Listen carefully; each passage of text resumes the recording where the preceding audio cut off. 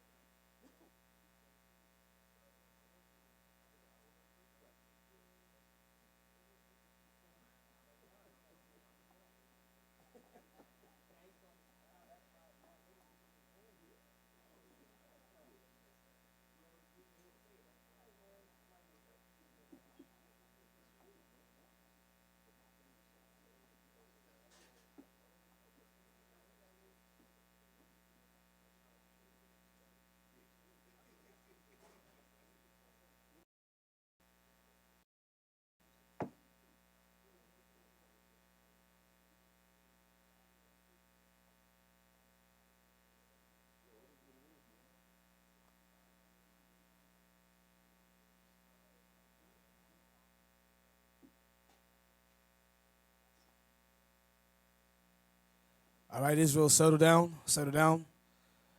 Let's stand and face Jerusalem.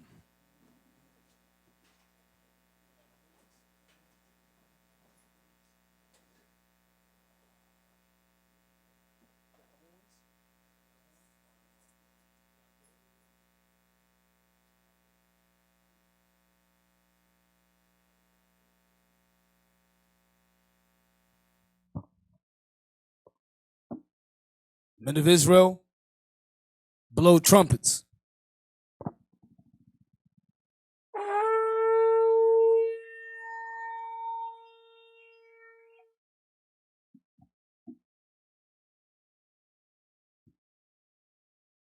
Heavenly Father, we come before you in your Sabbath day, your holy day, in the name of your Son, Jesus the Christ. We ask for blessings, O Heavenly Father. Heal us from sicknesses and diseases, and heal us through our economic struggles and our poverty. Bless all the leadership in IUIC. Bless the bishops, the deacons, the captains, the officers, the soldiers, the members, the brothers, the children and the women, and the wives of the nation of Israel. Bless them. Heal them. All things that they're going through will be lust or angry, hatred and murder and all types of wicked spirits that we battle. Give us the spirit to overcome, O Heavenly Father. Give us the spirit. Lord, that you protect our camps that are suffering through the hurricanes and the earthquakes. You protect them. You make sure that they are in good health and they are able to recover from the destruction that you gave them, O Heavenly Father. Bless them and give them a way out, O Heavenly Father. Bless our food. Bless our strong drink and give us health and forgive us for our sin. In the name of your Son, Jesus the Christ, we pray. Amen.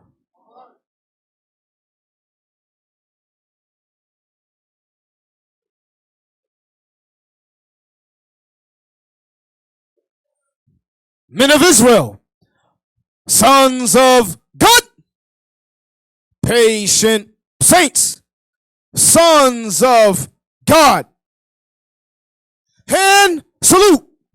Most High in Christ bless. Salute down. Faced sisters.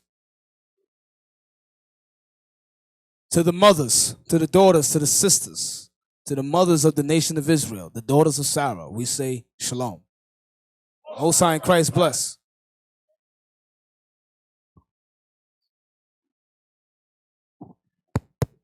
Shalom, shalom, shalom. Most High in Christ bless. Sorry, brothers.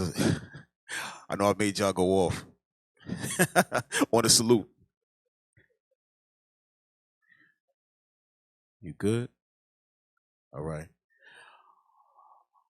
All right. So, brothers, how was the week? All right. That means it wasn't that good. Sisters, how was y'all week? It's all right. Somebody say it's all right. That's crazy. All right. So today's class, what we're gonna do, the name of the class is called The Prophets Don't Play. All right, the prophets don't play. All right, and I just want to go into a little bit about how we have to be as teachers, or you have to see yourself as a teacher. All right, and the sisters might say, oh, well, we don't see the women in the Bible as far as the prophets and whatnot, but even when you teach the children, it's a certain demeanor, or if you're teaching another sister, or if you're somebody at your job, it's a certain demeanor that you have to have, a certain way that you got to be zealous over the law. All right. So let's start off with Moses. But I wanna give me the book of Numbers, chapter 12 and verse 3.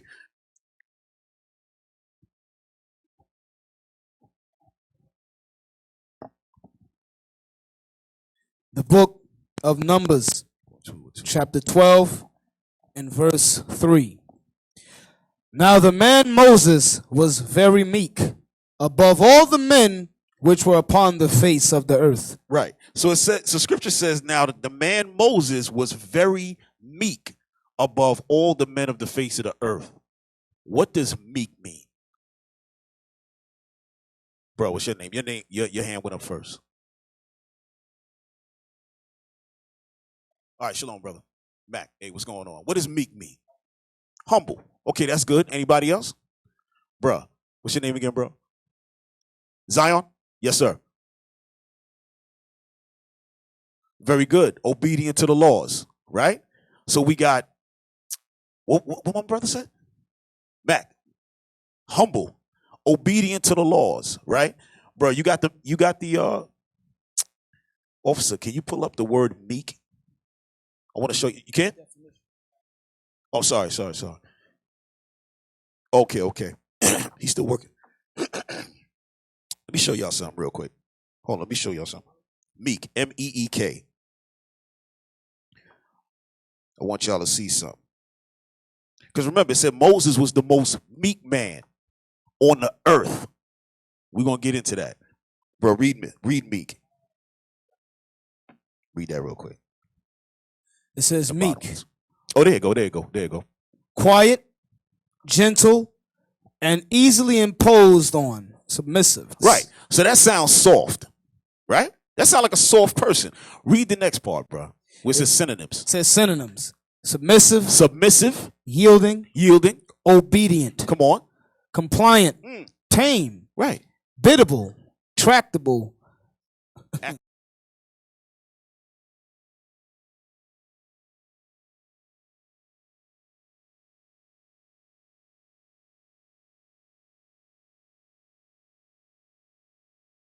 But Moses was all of these things to the Most High. You understand? He was submissive to the Most High. He was yielding to the Most High. What's the other words? He was obedient to the Most High, humble to the Most High, right? Because we're going to show you something. Give me Exodus chapter 2, verse 10. We're going to show you some of the attributes of Moses, who was a prophet. Remember, the prophets don't play. That's the name of this class. Y'all going to see why we're doing this. The book of Exodus, chapter 2 and verse 10.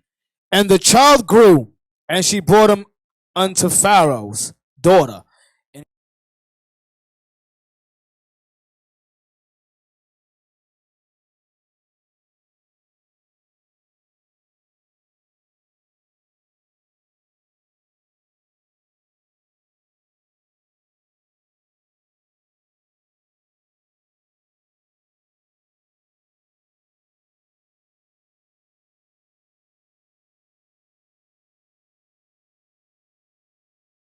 Moses didn't know that he was a Hebrew, and then he found out, oh my, I'm a Jew. No, he already knew that. Come on. And looked on their burdens, and he spied an Egyptian smiting an Hebrew, one of his brethren. So he saw an Egyptian beating a Hebrew. All right, come on. And he looked this way and that way. So Moses looked around. Boom, boom, come on. And when he saw that there was no man, he slew the Egyptian. What did he do? He slew the Egyptian. And did what? And hid him in the sand. Right.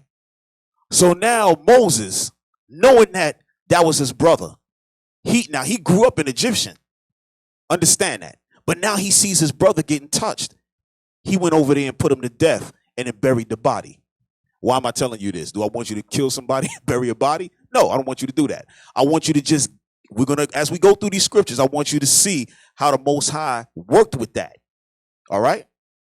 Give me now 32, chapter 32 and 20. Watch this. So now, y'all know as you read this chapter, now Moses was taken out of that situation. He ran off. The Most High started guiding him. And now what? Watch this. The book of Exodus, chapter 32 and verse 20. And he took the calf which they had made and burnt it in the fire and ground it into powder and strawed it upon the water. Hold on. Let's start up a little bit. Let me give y'all a background. Matter of fact, start up at 17. 17. Come okay. on. Exodus 32, verse 17. And when Joshua heard the noise of the people as they shouted, he said unto Moses, there is a noise of war in the camp. And he said, it is not the voice of them that shout for mastery, neither is it the voice of them that cry for being overcome, but the noise of them that sing do I hear. And it came to pass, as soon as he came nigh unto the camp, that he saw the calf and the dancing, and Moses' anger waxed hot. So what was that calf? Bruh, I know something with a D. What's your name again, bro? I know it's with D. D.O.A. All right. What was that calf, bro? That was a calf the people forced Aaron to, the golden calf. Right. The Egyptian golden calf the people forced Aaron to build. Right. And what did they build it for? To worship. Exactly. So they had another god in the camp, right? That they would want to worship. Come on. And Moses' anger waxed hot, and he cast the tables out of his hands and brake them beneath the mount. Right. Those are the commandments. Come on. And he took the calf which they had made and burnt it in the fire and ground it to powder and strawed it upon the water and made the children of Israel drink of it. Do you see that? He took that golden calf, melted it down, and made them drink it. If somebody in here did that, what would you call them? You might call them the devil. You might call them, you're going to say, yo, I'm out of here. I could never stay here. They got people drinking gold. They trying to kill people because Moses, that's what it was about. It was judgment time. So the prophets was the one that was enacting the judgment, right? Just like when you read about Numbers with the fringes, right? How we first started wearing fringes. That brother, when it was picking up sticks to do what? To go ahead and make himself a fire.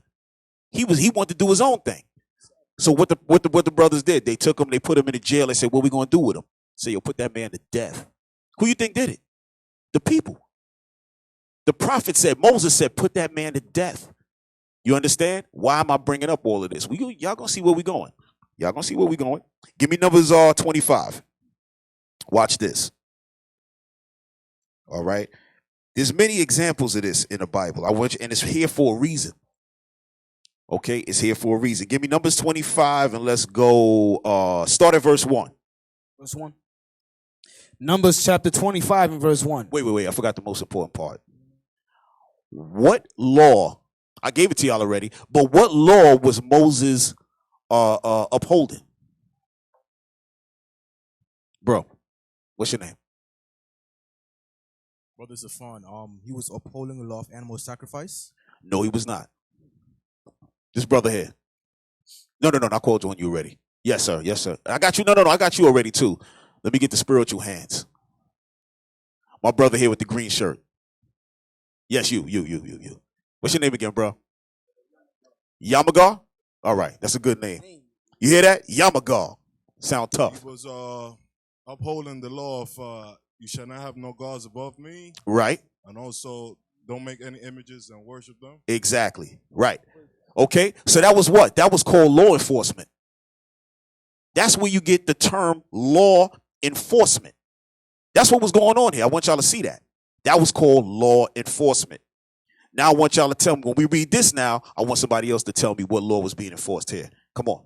Numbers 25 and verse 1. And Israel abode in Shittim, and the people began to commit whoredom with the daughters of Moab. And they called the people unto the sacrifices of their gods, and the people did eat and bow down to their gods. Stop there. My brother here with the black Wall Street shirt. What's your name, bro? Kevin? Who is Moab? Moab is the ancient name for who? The Chinese. Very good. Say it again so they can hear you. All right, that mic ain't working. But the Chinese, he's correct. All right? Oh, the mic's working. Okay. Turn it on for the brothers. Right? So, okay. Right? So the first verse said that, and Israel abode in Shittim, and the people begun to commit whoredom with the daughters of Moab. Right? Come on. And they called the people unto the sacrifices of their gods, and the people did eat and bow down to their gods. And Israel joined himself unto Baal Peor, and the anger of the Lord was kindled against Israel. And the Lord said unto Moses, take all the heads of the people and hang them up before the Lord against the sun, that the fierce anger of the Lord may be turned away from Israel. So Moses took all the heads of the people and put them up on a stake. Are y'all reading what's happening here? Because a lot of times we read through this stuff and we trying to get to whatever, because the Bible is so big. You just reading it. But you, wait a minute. And the Lord said to take all the heads of the people and hang them up. That's what you hear about when you hear about Vlad the Impaler, like the bishop was going over the other day, what Vlad was doing. He was taking bodies and hanging them up. Bang, bang, bang. And then sitting in the middle of everything bloody and eating. Yo, y'all gonna learn today. That's what happened. So all these heads is on stakes. Understand that. Why were they on the stake? Let's read before we go there, let's read down some more. Read on. And Moses said unto the judges of Israel, slay ye every one his men that were joined unto Baal Peor. Oh man, that's beautiful. Read that again. And Moses said unto the judges of Israel, slay ye every one of his men that were joined unto Baal Peor. Very good. I like that. I'm going to call on a brother, and I want somebody to explain that. Brother right here. Yes, you, with the gray shirt. Yes. What's your name, brother? And don't feel nothing. If y'all don't have the answer, it's fine. What is that? I'm going to read it for you again. And Moses said unto the judges of Israel, slay ye every one his men that were joined unto Baal Peor. What's that talking about? Shalom, brother. What's your name? Brother. Is it right? All right. Go ahead. Speak out. That mic ain't functioning. Go ahead.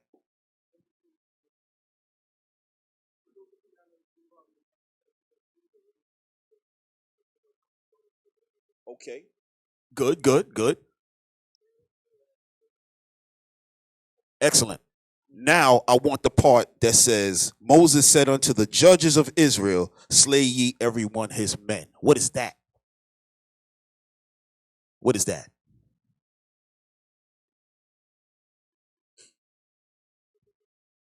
Who? Who is he talking to, and who are they going to put to death? This is important. Okay. Bruh, right behind you. What's your name, brother? Go ahead. Go ahead. Speak out.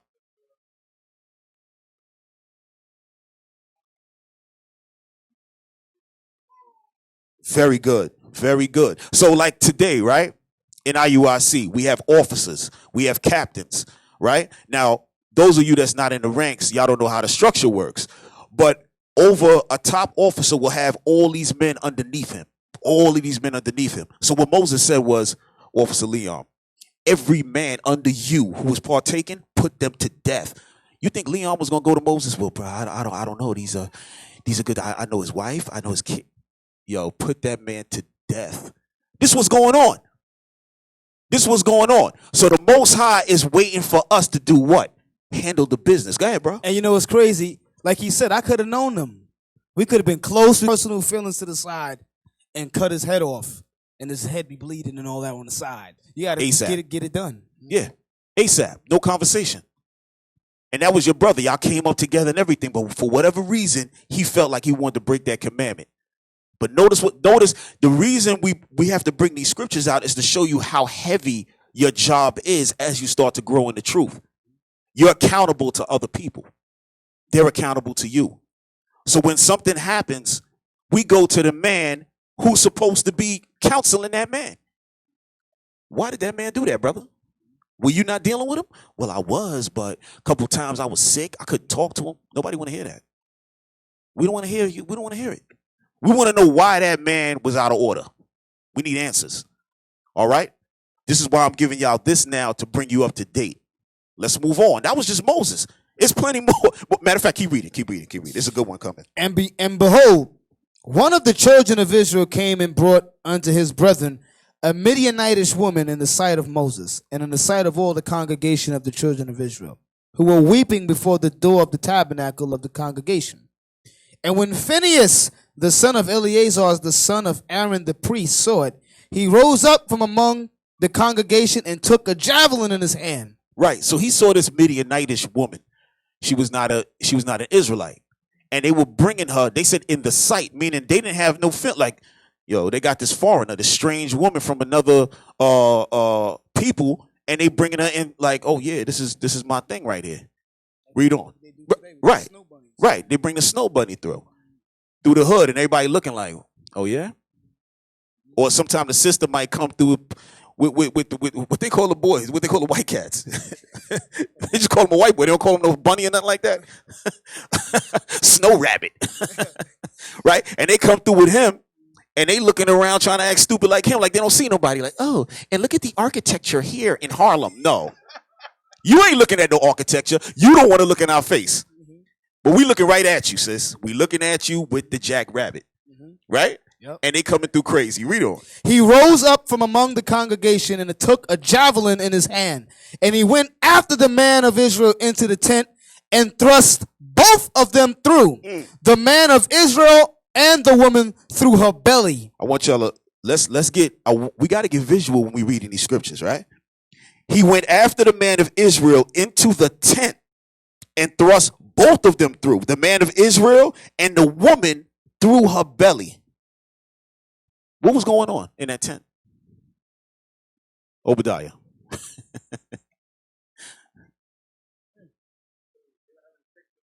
Right.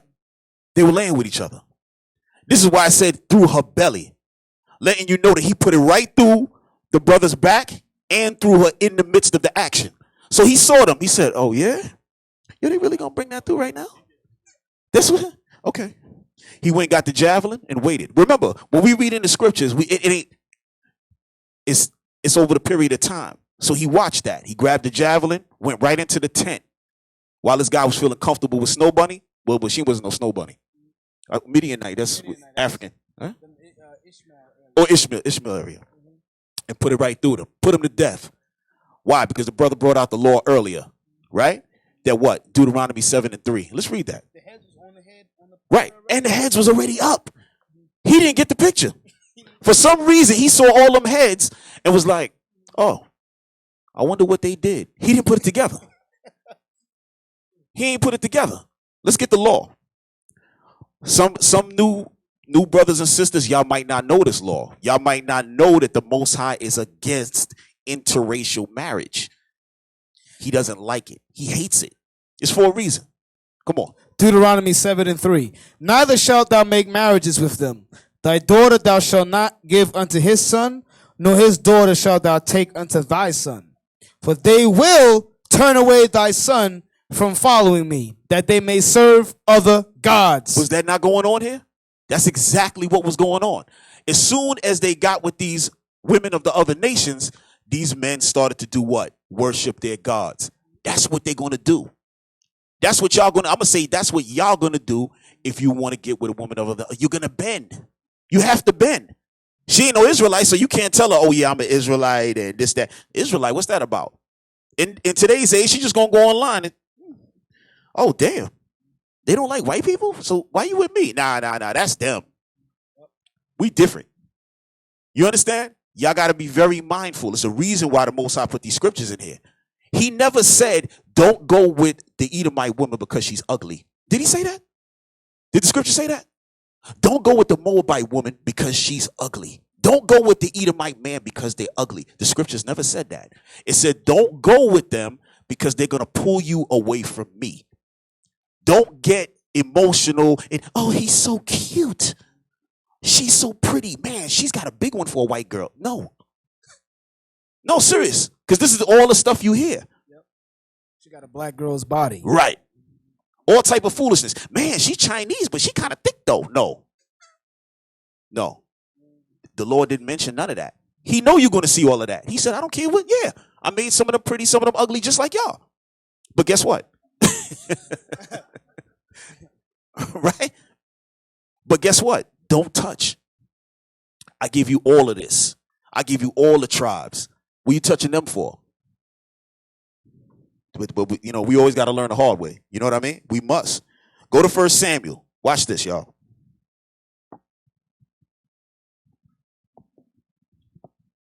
Maybe we should, when we go to Samuel, should we get like when he first came about? Show his humble beginnings? Right. We're going to show you Samuel. Right? One of the top prophets in, when you read through this Bible, when y'all really get a chance, I'm not going to say what y'all going to be fit, but Samuel is like one of my favorite, brothers. You know what I'm saying? He's one of my favorite brothers. I ain't saying it's going to be y'all, but we're going to read this, his humble beginnings, and then we're going to get to the point, right? Come on. For chapter 2? Yeah. Okay. Oh, yeah, I should have gave it to you. Should be 3, right? Yeah. Go to 3. Go start at chapter 3. Oh, is it 2 and 35? Okay. It's 1 Samuel 2:35. And I will raise me up a faithful priest that shall do according to that which is in mine heart and in my mind. And I will build him a sure house, and he shall walk before mine anointed forever. And it shall come to pass that everyone that is left in thine house shall come and crouch to him for a piece of silver and a morsel of bread, and shall say, put me, I pray thee, into one of thy priest's office, that I may eat a piece of bread. Right. So this is talking about Samuel to come, right? Because Samuel, his mom, she was barren. And then Samuel came along as a gift. And she had, what's the word I'm looking for? She said, Lord, if you make me pregnant, if I have a child, please take that child and make that child a priest. So the Most High took Samuel, and he was a priest, like almost from a very young man. Mm-hmm. Okay? I want to show you that to let you know his beginnings, how humble he was. He was a priest early. It wasn't like he grew up and, you know what I mean? He was early in the game. All right? So now, huh? It's 3. It's like Yes. Go ahead, bro. Oh, 1 Samuel 3 and verse 1. Next chapter. And the child Samuel ministered unto the Lord before Eli. And the word of the Lord was precious in those days. There was no open vision. And it came to pass at that time when Eli was laid down in his place, and his eyes began to wax dim that he could not see. And the lamp of God went out in the temple of the Lord, where the ark of God was, and Samuel was laid down to sleep. Then the Lord called Samuel, and he answered, Here am I. And he ran unto Eli and said, Here am I, for thou callest me. And he said, I called not. Lie down again. And he went and lay down. So Samuel is laying down. He's thinking that Eli is calling him. Eli is the top priest this time. So he's thinking Eli's calling him. So he ran. Eli, you looking for me? He said, no, I didn't call you. Go ahead. Go back to sleep. Come on. And the Lord called yet again, Samuel. And Samuel arose and went to Eli and said, here am I, for thou didst call me. And he answered, I called not, my son, lie down again. Now Samuel did not yet know the Lord, neither was the word of the Lord yet revealed unto him. And the Lord called Samuel again the third time, and he arose and went to Eli and said, here am I, for thou didst call me. And Eli perceived that the Lord had called the child. Right. So Eli said, wow. So the Most High is dealing with him. He recognized that. Come on. Therefore Eli said unto Samuel, go, lie down, and it shall be, if he call thee, that thou shalt say, speak, Lord, for thy servant heareth. So Samuel went and lay down in his place. And the Lord came and stood and called, as at other times, Samuel, Samuel. Then Samuel answered, speak, for thy servant heareth. And the Lord said to Samuel, behold, I will do a thing in Israel at which both the ears of everyone that heareth it shall tingle. And that day I will perform against Eli all things which I have spoken concerning his house. When I begin, I will also make an end. So what was told to Samuel was that the Most High was telling Samuel, I'm going to put an end to Eli the priest. So Eli was the man above him. He told him how to deal with the Most High and all of that. Exactly. He loved Eli. But now the Most High said, yeah, I'm going to put an end to that. Because the Most High knew what was going on with Eli on the low. What Samuel didn't know. All right? But why are we going through this? To show you that the Most High is dealing with Samuel. Right? Now watch this. Give me chapter 15. Please. Real quick. Did y'all notice the part where it says Samuel did not know the Lord? When you brothers come into the truth, the Most High is not going to be physically dealing with you on the level as the bishop or the deacon. There are levels in how the Most High is dealing with us. It goes from, who's more spiritual, who the Most High is dealing with. Some brothers are more special than others. We just got to have to accept that. It is what it is. At that time, Samuel, he was keeping the commandments and everything, but the Spirit of God did not physically touch him yet. So with some of y'all in here, y'all going to be in emotions, y'all going to be studying and all of that. But y'all still going to be like, yo, man, I don't know, man. What's going on? I don't feel nothing. Y'all supposed to get a power or something. But the point is, the Most High is going to be dealing with us in stages and in steps. Right now, some of y'all at the basic level, some of y'all, especially that 9 a.m. class, a lot of y'all don't really know the basics of certain things. Once y'all start to grow, y'all going to see the Most High really start dealing with you on a level. That was the point. That's excellent. That's good. That's excellent that you brought that out, because that's actually going to be your feelings as you grow. That's beautiful. That is going to be your feelings. So don't get nervous. Don't feel like the Most High ain't working with you. Just stick with it. Stay strong. Keep the commandments. And then you got that brother that been in the truth for 1 year. All of a sudden, he knows more than everybody. Right. He can set up his own school. He been in the truth 2-3 years. He could do all of this. The Most High is going to destroy that brother. He going to be destroyed. He going to lose his mind. We seen it done. We seen it happen many times. Yeah, you have to be destroyed, because what's going to happen is that you're going to bring a lot of people down the wrong road. The Most High just made you manifest yourself in front of the congregation that you always thought you were something special when you were not. So you go off on your own, you make your own congregation, all of a sudden you don't hear nothing about the brother no more. You know what I mean? Some brothers get killed. We seen that. We had a brother left from here. He's dead. Got another one. What happened? We could go on for days. Trust me. All right. So brothers, sisters, please stay in the spirit. All right. It is not a game. Go ahead. Numbers 15. I'm sorry, Samuel 15. And yeah. Yep. Starting 23. No, I'm sorry. My bad. I want to deal with Saul. Oh, that's verse 15. Yeah, verse 15. Go to 20, and then we can jump. 1 Samuel 15 and verse 15.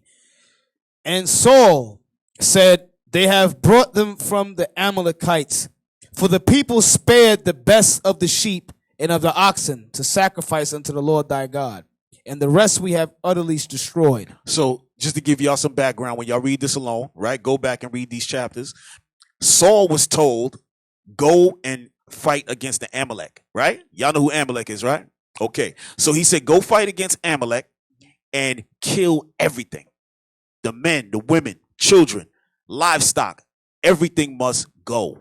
That was the order. So what we read in here, Saul said he came back and spared the best of the sheep, the best of the oxen to sacrifice unto the Lord. But the Lord said to kill everything.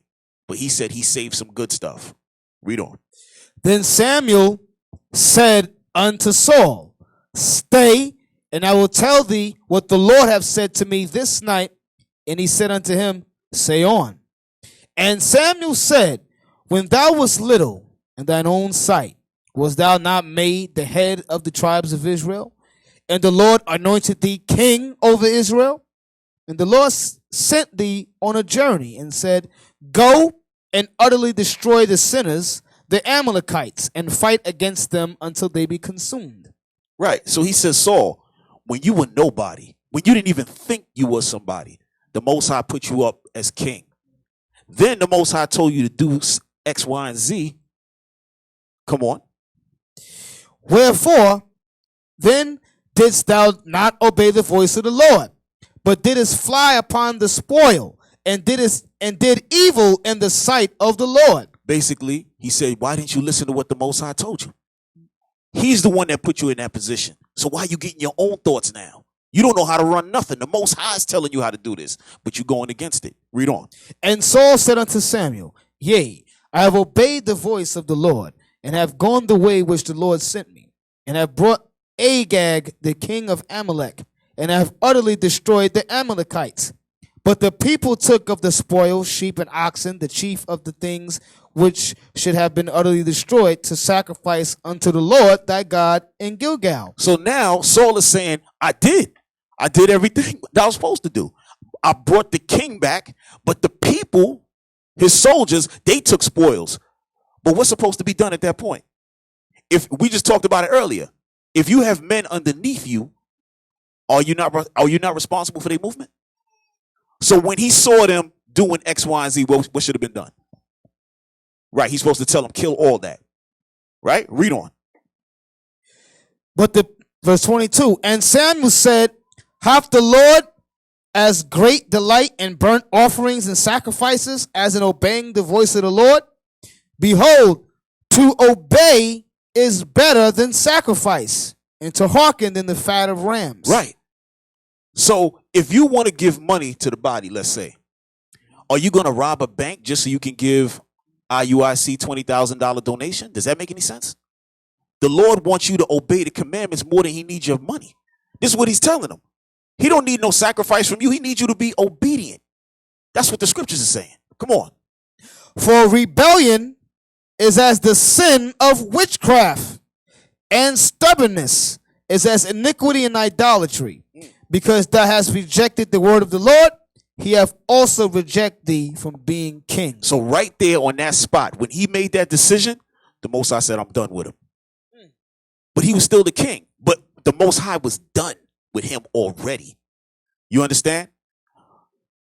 That verse 23 is something that y'all got to really hold down. Rebellion is as the sin of witchcraft. You can't rebel against these commandments. The Most High look at that as witchcraft. Voodoo. Absolutely. Okay? Y'all got to put that into y'all head. Stubbornness is as iniquity and idolatry. Don't be stubborn to the commandments. All right? Don't be, and when I say to the commandments, if a brother is showing you something, don't be stubborn because I don't like him. Y'all going to have that. Y'all going to have brothers y'all don't like. Sisters, y'all going to have sisters y'all don't like. And therefore, you might try to use that as an excuse to not do what the commandment said to do. But no, that don't work. Because let's say the person who you don't like, maybe they the devil, maybe they foul. But this commandment they just read to you was real. So why don't you keep it? You understand that? Come on, y'all.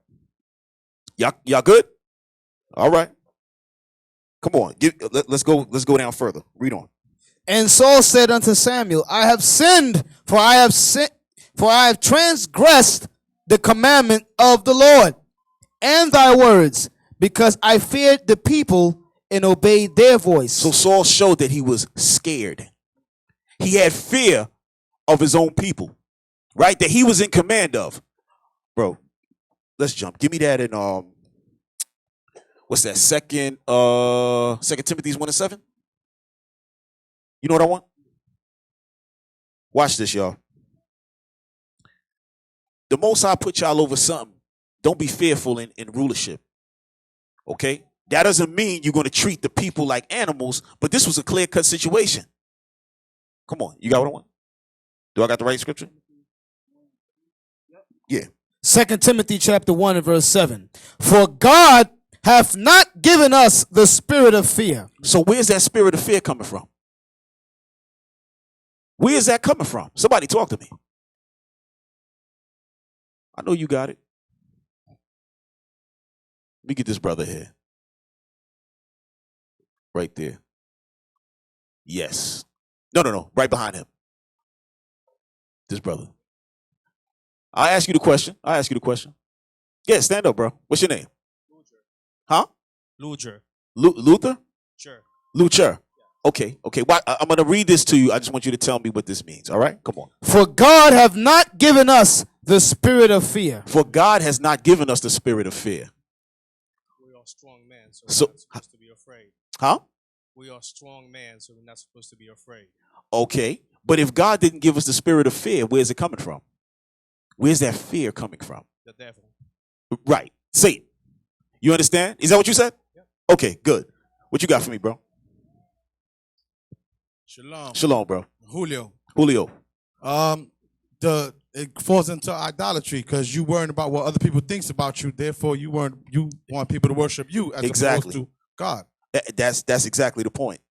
Right? That's exactly the point. So that fear that you're feeling, you of the devil right now. That's why as y'all start to grow, some of you are going to be on the street. The brothers who's on the street don't have that fear. Some of them do have that fear, and you'll see them slowly come right back into the body, meaning they don't go out to camp. We've had that. I think I told that story a couple times. We had we get into physical confrontations in the street. We don't put that stuff up on YouTube, right? We get into physical confrontation on the street. It happened. A brother, all of a sudden, he's missing camp. This brother was the top camp man. He was there first. Everything laid out. This brother was excellent. As soon as that drama came, now all of a sudden he missed a week. My stomach hurt. Oh, my wife is sick. This and that. We peeped it.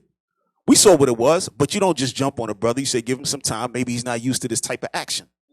If you jump on him, how you gonna say I got this spirit on me? How you gonna? Some people get defensive now and try to make you look bad. So we wait. That's what we do. We wait. That's right. We let it come out. So all of a sudden, the brother just didn't come to camp no more. No, you know what I'm talking about. The brother, he's not the only one. The brother he was gone. Okay? Then he was just in the body. But now that fear was already made manifest, all the sins going to start to come out now. Because your mind is not right when you got that fear. All right? Turns out he was an adulterer and all of that. Put him out to school, and he just continued on with his madness. You understand? So y'all got to be able to fight that fear. That fear is what? It's a what's the word I'm looking for? A symptom. It's a symptom of your sin. Trust me. We've been in it long enough, bro. Trust me. Whenever we see brothers scared like that, we say, oh, man, something going on. It's just a matter of time. We ain't even got to look. Something going on. It's going to come out. It's going to come out. But let's read on. Samuel? 1 Samuel chapter 15, verse 25. Now therefore I pray thee, pardon my sin, and turn again with me, that I may worship the Lord. And Samuel said unto Saul, I will not return with thee, for thou hast rejected the word of the Lord, and the Lord hath rejected thee from being king over Israel. And as Samuel turned about to go away, he laid hold upon the skirt of his mantle, and it rent. And Samuel said unto him, the Lord hath rent the kingdom of Israel from thee this day, and hath given it to a neighbor of thine that is better than thou. And also the strength of Israel will not lie nor repent, for he is not a man that he should repent. Right. So he said the strength of Israel will not lie or repent, because he's not a man and he should repent. This is the Most High power. He's not repenting. He don't have to, because he didn't lie. So what is he repenting for? You understand? Everything gonna be according to what he said. Read on. Then he said, I have sinned, yet honor me now, I pray thee, before the elders of my people and before Israel, and turn again with me, that I may worship the Lord thy God. So Samuel turned again after Saul, and Saul worshipped the Lord. Then said Samuel, bring ye hither to me Agag, the king of the Amalekites. So after that, he prayed with him. He said, okay, because he felt sorry for him. He said, all right, I'm gonna pray with you. Now, where's King Agag? Bring him to me. Come on. And Agag came unto him delicately. Delicately. He was cautious. Come on. And Agag said, surely the bitterness of death is past. So Agag said, listen, man. A lot of time has passed. I know we just had a war. Surely you don't want to put me to death. Come on. And Samuel said, as thy sword hath made woman childless, so shall thy mother be childless among women. And Samuel hewed Agag in pieces before the Lord in Gilgal. Damn. You see that? Samuel cut the king of Amalek into pieces. It said who before who? And Samuel hewed Agag in pieces before the Lord in Gilgal. Before the Lord. He cut him to pieces. So after Saul broke him down and he felt emotional for Saul and said, all right, bro, let's pray together. As soon as that prayer was done, he said, where's the king at? He got right into, where's the king? Surely, Samuel, he tried to cop a plea. The head came off, pieces and boom, done, right there. This is called zeal, zealous after the law. Again, why are we showing you this? This is our history. This is not what we do. We don't go in the streets, somebody's breaking the commandments, we start beating them up, stabbing them, and killing them. No. But this was the what? The foreshadowing of what was to come. You understand? That the what? Because in the end of the kingdom, this is how it's going to be. Yes, in the kingdom, yeah, it's still going to be killing going on. You know why? Because the other nations, some of them is not going to bend. Scriptures tell you some of them ain't going to bend. They're going to have to get put to death as an example. Not the Israelites, but the other nations. So at that time, the prophet's still going to be doing the same thing again. They're going to get the word, hey, what's going on? Yeah, over in that province, this guy refused to keep the Sabbath. Really? Who is the officer over that little area? Oh, that's officer such and such. Tell him to take care of that. We don't even have to discuss that. That man dead. Anything going against the Most High is dead. So this is how we got to look at the commandments and the laws today. You understand that? In your own homes. Okay, some of you are going to be battling with your wives who are not here. Some of you wives are going to be battling with husbands who's not here. They want to cook bacon on the other side of the stove and all this kind of stuff. You know what I mean? You take this part of the stove, I'm going to cook mine here. No.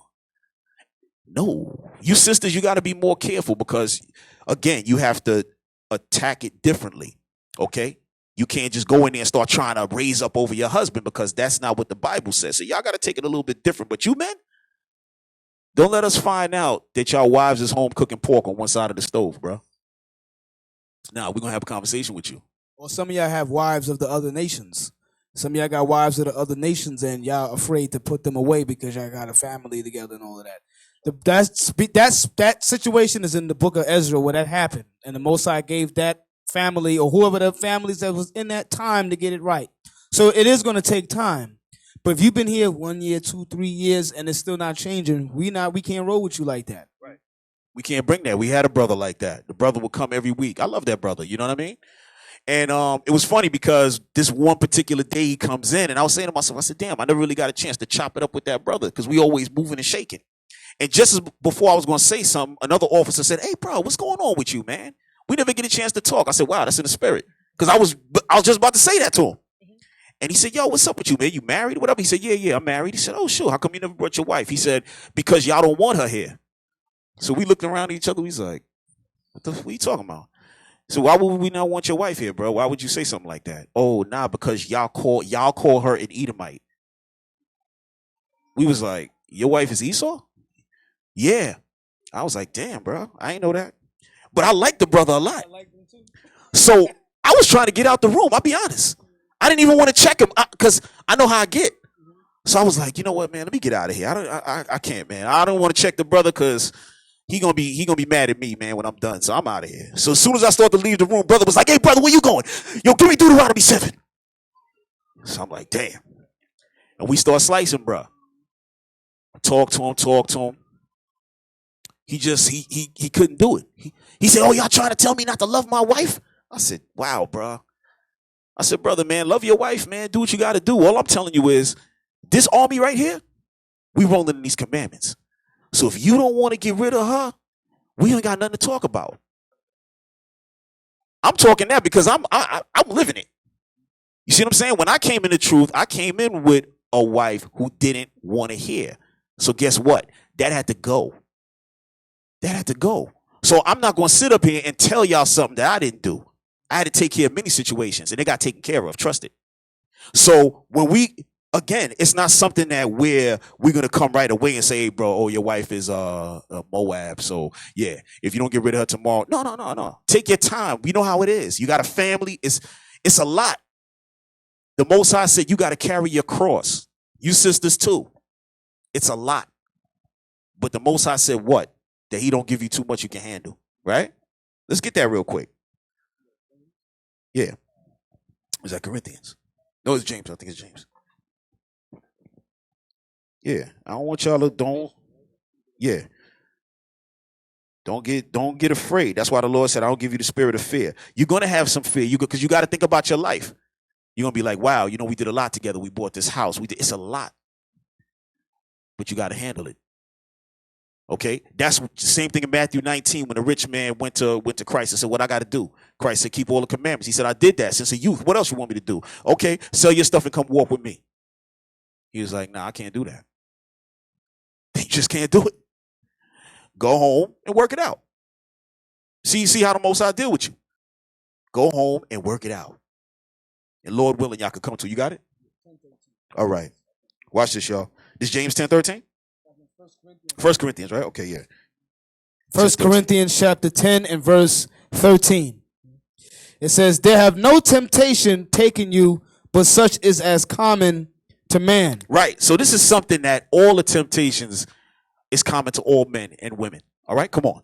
But God is faithful, who will not suffer you to be tempted above that ye are able. Come on. But will with the temptation also make a way to escape, that ye may be able to bear it. So what is that escape, brothers?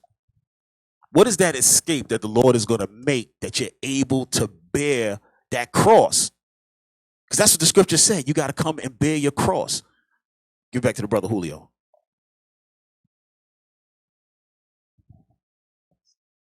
Pretty much like what you said, he's not going to give you more than you can handle. So therefore, he's going to give you, you're going to see it as, oh, damn, this is too much. But in the same thing, there are options for you to get out of it. It's going to take time, which he's giving you, but you're going to able to come out of it. Right. As opposed to, I have no choice, I'm stuck. Right, you can get out of it.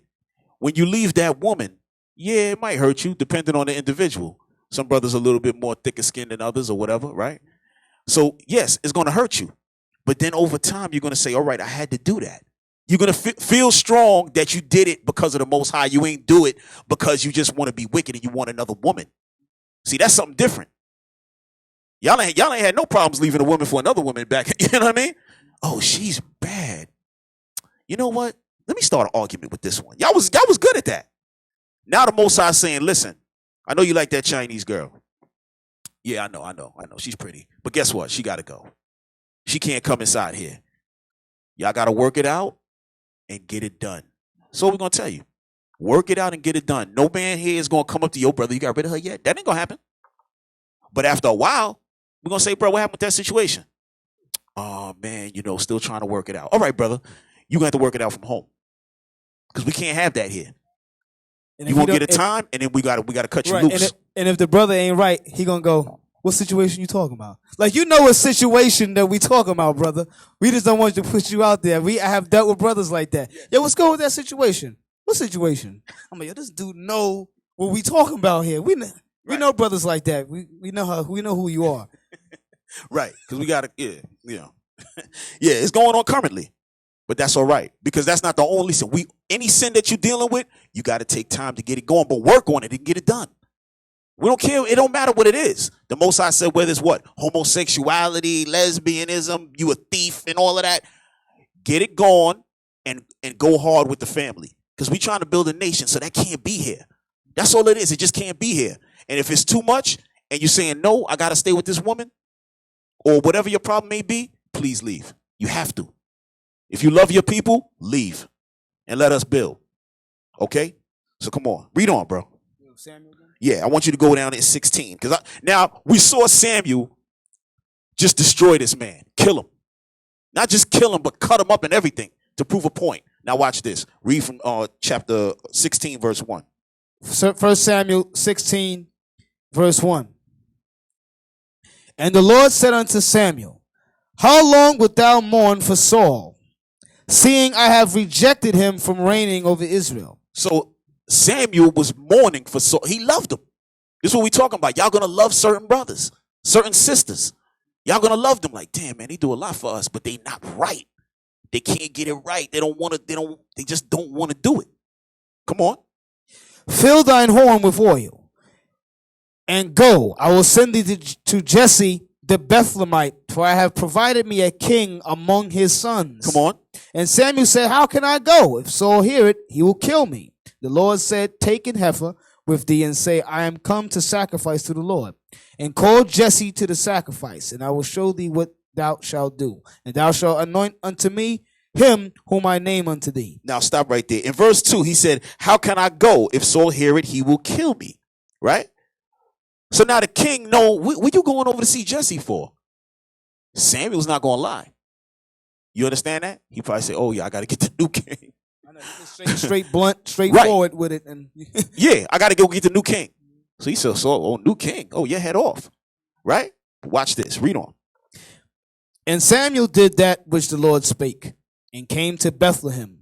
And the elders of the town trembled at his coming. What did they do? The elders of the town trembled at his coming. This is the priest. This is the priest. When he walked into the town, he was worried about Saul killing him. But evidently, everybody else was worried about him. Read on. And the elders of the town trembled at his coming and said, comest thou peaceably? They said, are you coming in peace? That's the way the people's supposed to look at the prophets when they touch down. See, when the brothers go out and teach, and we really bringing out them laws hardcore, you understand what I'm saying? When we seeing homosexual, and the Lord said, give me the law on homosexuality. Blah, blah. When we come out week after week, when we start touching down, people start leaving. You had people who were selling stuff on the Sabbath. They'll have everything set up. As soon as we show up, close down time. Because they know they're making no money that day. You're not making no money because we're going to tell you're the devil.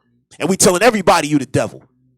So then, slowly but surely, you start to see less and less people selling when you're there teaching. Now, when you leave, they're going to show up. You understand? Women start pulling their dresses down. Right. They got a short dress. As soon as they see us, they start trying to pull it down to make it look modest. Right. I'm it's true. serious. I've seen that plenty of times at camp. Because they know they wrong. They know by our presence alone, they're wrong. They know we coming right and they wrong, and that's why they try to do that. That's right. You see some sisters walk around. I'm sorry, sisters, but we got to, this is what we see. No underwear in their clothes. Just wearing their clothes. As soon as they see us, they be like, they heading over here. Yeah, they bounce. Trust me, this is what we see. Little kids, this is what was happening to us after a while. Little kids would walk by with their mother and say, oh, mommy, there goes the soldiers of God. Why would they say that? Because they knew we wasn't playing. Because that was the demeanor. Although you're not literally touching and putting people to death or beating people up, they know by the way you standing there, your zeal to come out there every single week. Even them little gangbanger dudes who try to come and touch us up, they knew what it was. They started coming back. Yo, so who are y'all, Muslims? No, we not no Muslims, man. We're the Israelites, man. What you trying to do? What, you want to go back to the jail and find out who you could talk to come talk to us? Nobody's talking to us, man. Nobody's telling us nothing. That's what we told them dudes. Why are you here talking to us right now, bro? Oh, this is my block. I said, this is my block now. Get out of here, bro. That's how we moving it. Now y'all don't do that. Don't try this at home. Now, some brothers they're not meant for that. I'm telling you, some brothers ain't meant for that. I've seen it done. Another story.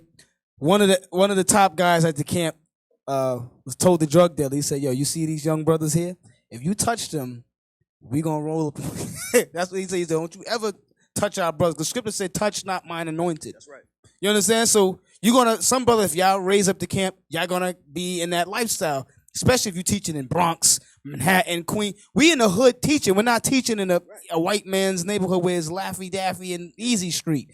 We at a serious place where all the hood is at, where all the hoes is at. Excuse me, all the whores and the prostitutes and the drug dealers, and that's where we are at.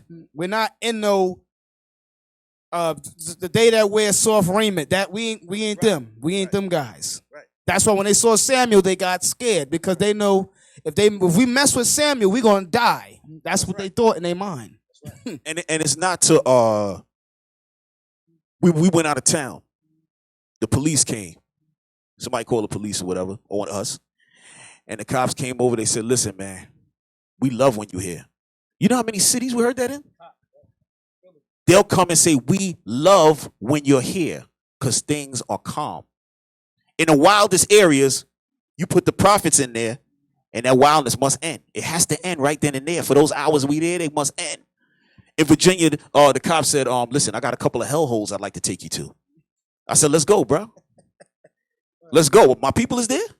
And he was Moab. I said, "My people is there." He said, "Yeah, they there. They starting that up. They starting that trouble over there." You know, we joked about it or whatever. But this is just going into your posture, how you have to be as a teacher. Or regardless of whether you're on the street or not, just the way you handle yourself. You understand? When you're talking these laws. And you sisters too. It ain't about you sticking out your chest and having a sword or whatever. Because the bishop talked about that. Yeah. Back in the days in the old school, there was some sisters who said, "You know what, we're going to put our own camp together." And they had some swords and they was like, "Read." Y'all ain't going to do that. That's out of order. All right? But we just want to bring to you how the prophets move. Give me Nehemiah chapter 13. I love Nehemiah. All right, and Lord willing, y'all are able to go back and read these chapters, read this history. This history is beautiful, not just for that, but overall to get the understanding of who these people are, who our forefathers are, how they were conducting themselves, and how did the Most High accept that, Give me 13 and let's start 25 is good, right? No, let's start down. 23.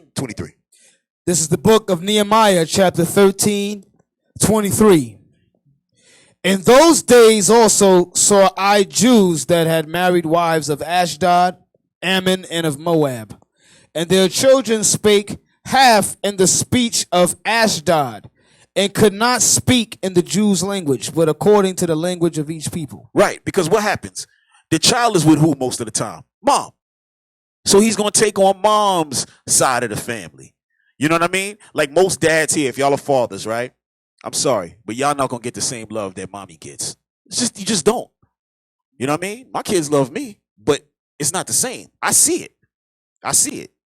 It's not nothing to be upset about because they love you a lot. But mommy, you got to understand, that child was inside mommy, nurtured by mommy. You know what I mean? That's why you have a lot of kids today. Their mother do all kind of wickedness to them. But at the end of the day, they still love their moms. They might cast off dad forever. Although they'll probably show some love to dad too, but they might cast him off. But moms, they're always interested in their mother. You understand? So you see how this is here. So now those kids were speaking in their mom's language, but not really knowing no Hebrew. Read on. "But according to the language of each people, and I contended with them." So Nehemiah said he contended with them, argued with them, right? Come on. "And cursed them." He cursed them. So he was cursing at them. Come on. "And smote certain of them." He was smacking around these guys, punching them, hitting them. Come on. "And plucked off their hair." And you plucking off somebody's hair, that ain't easy. So y'all see what was going on. Come here, mother. It was serious. This is what he was doing on a day whenever he saw it. Again? Where your father at? Yo, he's calling him nigga and everything probably. I'm sorry, y'all. But he was definitely giving them Beelzebub. Yep, calling them everything wicked. Punching them up. Everything. This is the prophet of the Most High power. His zeal was to another level. Read on. And plucked off their hair and made them swear by God, saying, Ye shall not give your daughters unto their sons, nor take their daughters unto your sons, or for yourselves. That's what we read in Deuteronomy. This is called law enforcement. This is what was going on. It was up to the prophets to enforce that law. So the same thing when we inside here, if we see anything against the commandments, we're going to come and talk to you and say, brother, clean that up, fix that up. Don't do that no more. Sis, don't do that no more. It's the same thing. So nobody get offended if we have to come to you about something. It's just not on this level, because that's not what we're supposed to do right now. Come on. Did not Solomon, king of Israel, sin by these things? Did Solomon, the king of Israel, do what? Sin It's a by sin. these things. It's a sin to be with the other nations, married to them. Okay?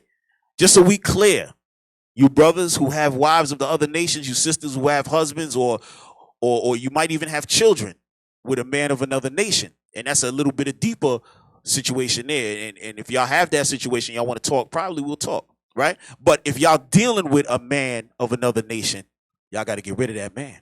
Y'all brothers, y'all got to get rid of that sister. More sooner than later. For real. Because that's just going to harp, it's going to mess up your whole walk.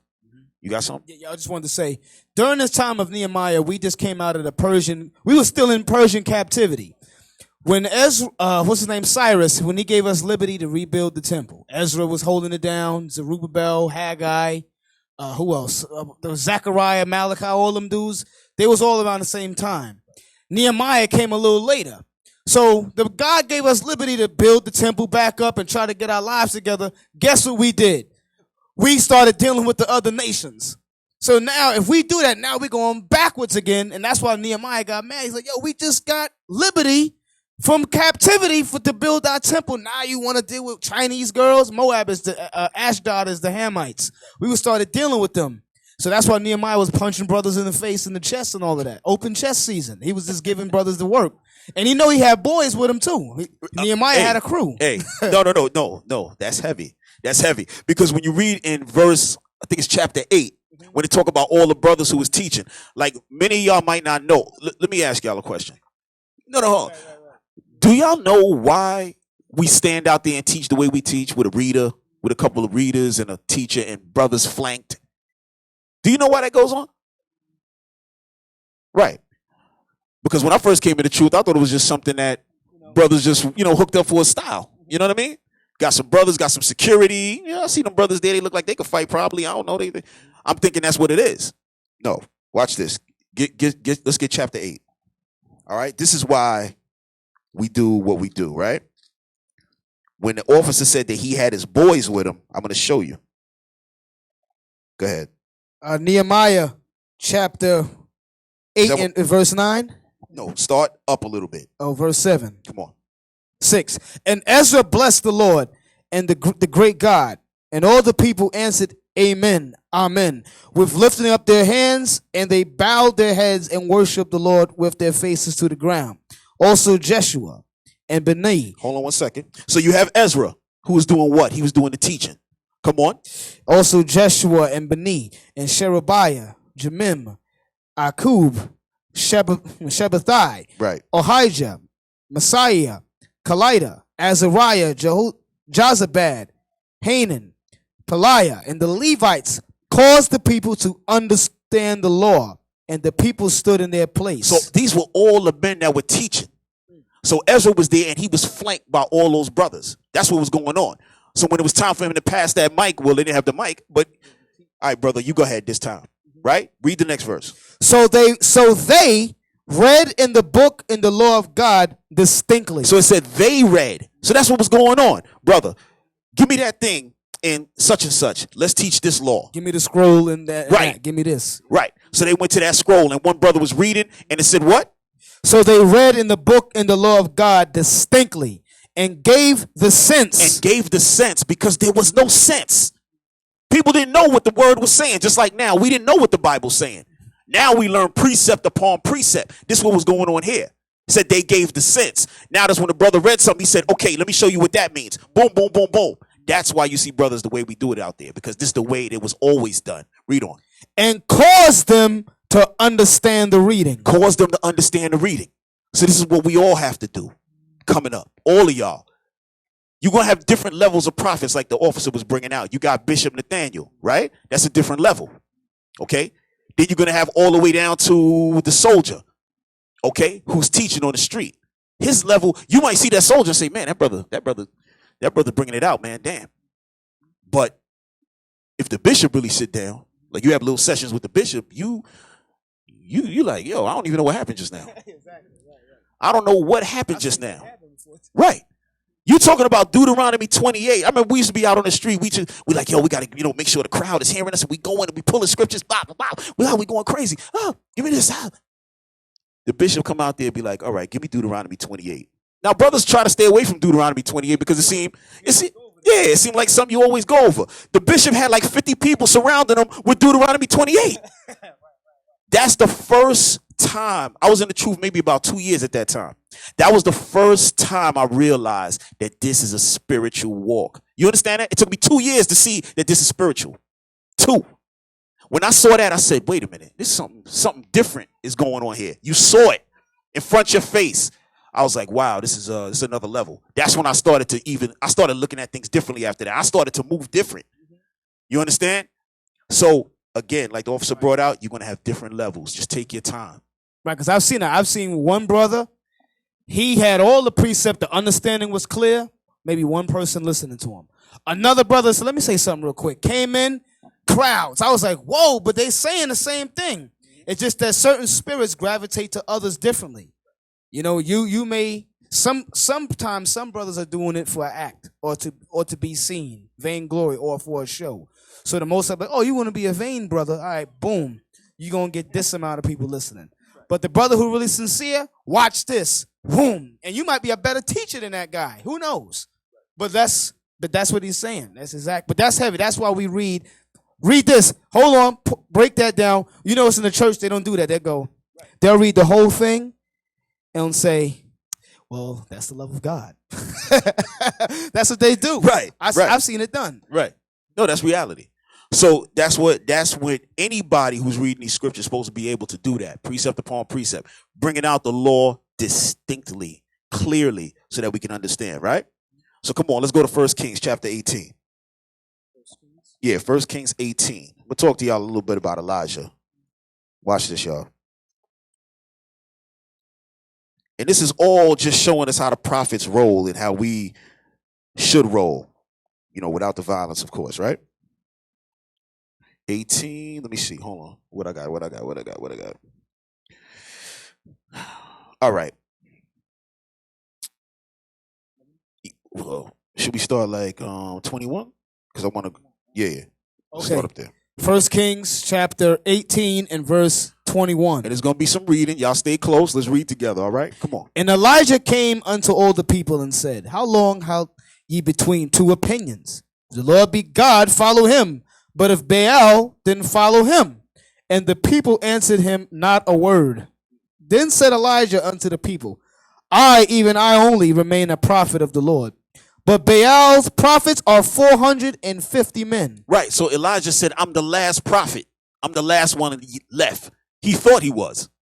That's why he said that. He said, I'm the last one left. But Baal, he got 450 men. He has 450 prophets. Meaning there's 450 people following behind that garbage. Come on. Let them therefore give us 2 bullocks, and let them choose 1 bullock for themselves, and cut it in pieces, and lay it under the wood, and put no fire under, and I will dress the other bullock, and lay it on wood, and put no fire under. And call ye on the name of your gods, and I will call on the name of the Lord. And the God that answereth by fire, let him be God. And all the people answered and said, it is well spoken. Right. So Elijah said, listen, 450 of y'all, hey, we're going to put the fire under these sacrifices. I mean, we're not going to put any fire. Y'all call down y'all gods. I'm going to call on the name of the Lord. And they going to answer by fire. And whichever fire light, then we know the reality. We know who's God. Read. And they took the bullock which was given them, and they dressed it and called on the name of Baal from morning even to noon, saying, O Baal, hear us. But there was no voice, nor any that answered. And they leaped upon the altar which was made. And it came to pass at noon that Elijah mocked them and said, cry aloud, for he is a God. Either he is talking, or he is pursuing, or he is on a journey, or peradventure he sleepeth and must be awaked. Right. So Elijah started making fun of him. Yo, cry out some more. Maybe he's on his way. Oh, maybe he's asleep. Why don't y'all awake him? He just talking garbage. Y'all used to that. Yep. Our forefathers was the same way. You're going to see a lot of stuff in the scriptures. You'll be like, wow, we say the same thing today. Like on YouTube. Deacon, Officer Barnabas was like, holla is garbage, brother. And the Muslims was like, yo, you going off. Where's Allah at? Where he at? When we be saying that, they be like, oh, shoot, this brother crazy. Yeah. For real, but it's true. Where's Allah at? That's right. Mm-hmm. We did the same thing to the rosters. Oh yeah. Yo, we had mad death threats. Remember that? Oh, yeah. Deacon posted up. One dude, he came to the camp looking for Barnabas. Yo, where am that? Yo, where am that? Man, I see him. Yo, tell that man, me, I kill him. Yo. They was looking for brothers, man. Because, yo, we mock them cats, man. We mock them. Read on, bro. Read on. And it came to pass at noon that Elijah mocked them and said, cry aloud, for he is a God. Either he is talking, or he is pursuing, or he is in a journey, or peradventure he sleep, and must be awaked. And they cried aloud and cut themselves after their manner with knives and lancets, till the blood gushed out upon them. And it came to pass, when midday was past, and they prophesied until the time of the offering of the evening sacrifice, that there was neither voice nor any to answer, nor any that regarded. So, of course, their gods don't exist. So nothing happened. Read on. And Elijah said unto all the people, come near unto me. And all the people came near unto him. And he repaired the altar of the Lord that was broken down. And Elijah took 12 stones, according to the number of the tribes of the sons of Jacob, unto whom the word of the Lord came, saying, Israel shall be thy name. And with the stones he built an altar in the name of the Lord. And he made a trench about the altar, as great as would contain 2 measures of seed. And he put the wood in order, and cut the bullock in pieces, and laid him on the wood, and said, fill 4 barrels with water, and pour it on the burnt sacrifice and on the wood. And he said, do it the second time. And they did it the second time. And he said, do it the third time. And they did it the third time. And the water ran around about the altar, and he filled the trench also with water. And it came to pass at the time of the offering of the evening sacrifice, that Elijah the prophet came near and said, Lord God of Abraham, Isaac, and of Israel, let it be known this day that thou art God in Israel, and that I am thy servant, and that I have done all these things at thy word. Hear me, O Lord, hear me, that this people may know that thou art the Lord God, and that thou hast returned, and thou hast turned their heart back again. Then the fire of the Lord fell and consumed the burnt sacrifice, and the wood, and the stones, and the dust, and licked up the water that was in the trench. And when all the people saw it, they fell on their faces, and they said, the Lord, he is the God. The Lord, he is the God. Right. Now, read verse 40. And Elijah said unto them, take the prophets of Baal, let not one of them escape. And they took them. And Elijah brought them down to the brook Kishon and slew them there. And he killed every last one of them. 450 men got put to death that day. Understand what's going on here. These are the when y'all think about these prophets, I don't want y'all to be thinking about them like them drawings. You know what I mean? With the little thing around the head, and they always small and looking up. No. White man Jesus. No. These cats were nothing to play with, man. Nothing to play with. When you read about Christ and how he looked and everything, Christ wasn't somebody that you're going to walk up on and say, man, I want to roll with this guy. He didn't have that look. He had a look of like, yo, I don't know about him. You know what I mean? It wasn't until you heard him and you say, oh, this must be the Son of God the way he's talking. These men right here was nothing to joke with. They was nothing to play with. Yep, but if you're looking at it from a white man's perspective, you type in Google a picture of Elijah, you're going to see Elijah with a Roman toga with one of his nipples showing on the side with the cut shirt. You're going to be like, that dude is a punk right here. Dude got his shirt all out like that. You would think that's Elijah, but Elijah has some armbands on. Elijah has some war apparel. That's how them brothers roll. That's why we dress like that. Matter of fact, That's heavy. I'm watch this. I'm gonna ask y'all a question. Somebody's supposed to know this. John the Baptist. Oh, we went over this one time. Remember, we went over this in the previous class. You wasn't here. A couple weeks ago, I was here. Who's John the Baptist? Elijah. So this spirit right here, Elijah, that spirit, that's John the Baptist. And guess what? What was John the Baptist wearing? It's important. Does anybody know what John the Baptist was wearing? My brother in the back.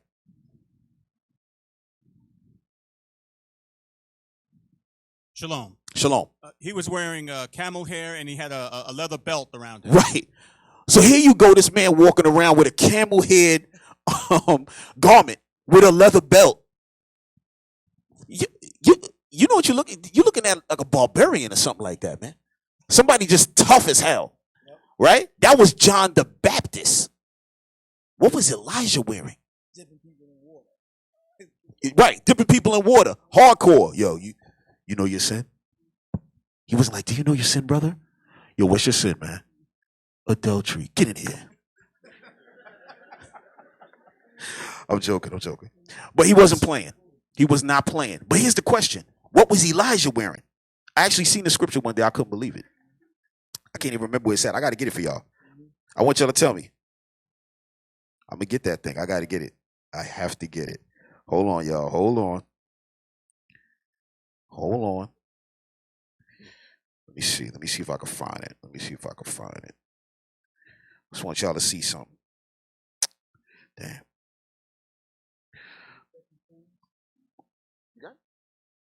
Bruh, if you get that thing, bro. Basically, I'm going to give it to y'all, but we're going to find the scripture. But Elijah had on the same thing. When I saw that, I was like, wow. So Elijah was really wearing it. Like, that was really the spirit of this individual. So when he came back, he was used to that. You understand? You got it? 2 Kings 1 and 8. Is that it? Brother. 1 and 7. Come on, talk to me, man. Let me find it. 2 Kings 1 and 7. And he said unto them, what manner of man was he which came up to meet you and told you these words? And they answered him, he was an hairy man and girt with a girdle of leather about his loins. And he said, it is Elijah the Tishbite. Right. So Elijah actually was hairy. So they said Elijah was hairy and he had a leather girdle, right? So then you have John the Baptist come back with what? The camel hair with the leather. I'm just trying to give you the visual on what you're looking at. It wasn't going to be somebody that y'all sisters going to see, oh, this is the... No. These guys were not playing. He didn't look like Creflo Dollar. Nah, he would have had Creflo Dollar running. Creflo would have ran. You understand? So we're trying to show you how zealous these brothers were after the law. You had something, bro? Oh, sorry. Oh, you got something? Come on. I was saying, even Jesus the Christ and the disciples walk with swords. That's right. And a lot of people ain't know that. We're going to go to Christ right now. Because y'all might say, oh, well, that was them. You know what I'm saying? When Christ came, did he usher in the era of softness? No. He ain't ushered that in. Give me John chapter 2. Watch this, y'all. Why are we going through this? Just to show you your demeanor. Not to be walking around like tough guys and tough women and you can't be spoken to. No. You're going to be accessible, but you have to be zealous of the law. Okay? Showing that you're going to keep this regardless. That's the point. Okay? Come on. John chapter 2. Let's start in is it what, 12? You can start at 12. 12 is good. Okay. Yeah, John 2 and 12. After this, he went down to Capernaum.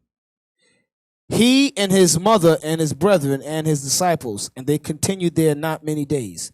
And the Jews' Passover was at hand, and Jesus went up to Jerusalem, and found in the temple those that sold oxen and sheep and doves and the changes of money sitting. Right. So now the Passover's coming up.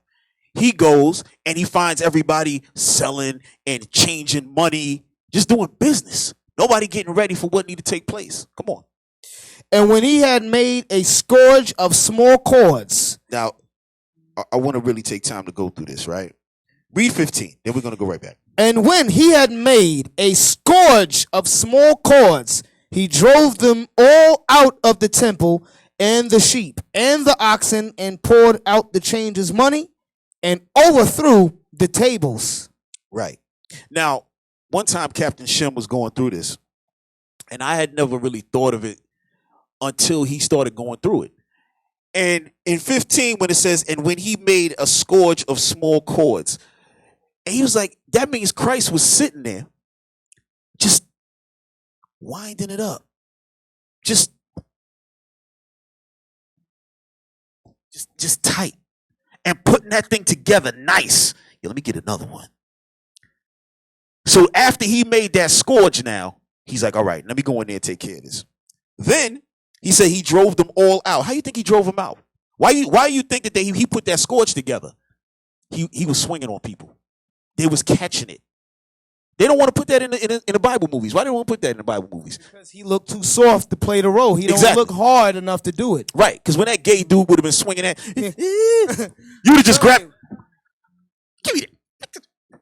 He would have got his behind whooped. You would have beat Caesar to death. They know they can't put that scourge in Caesar's hand.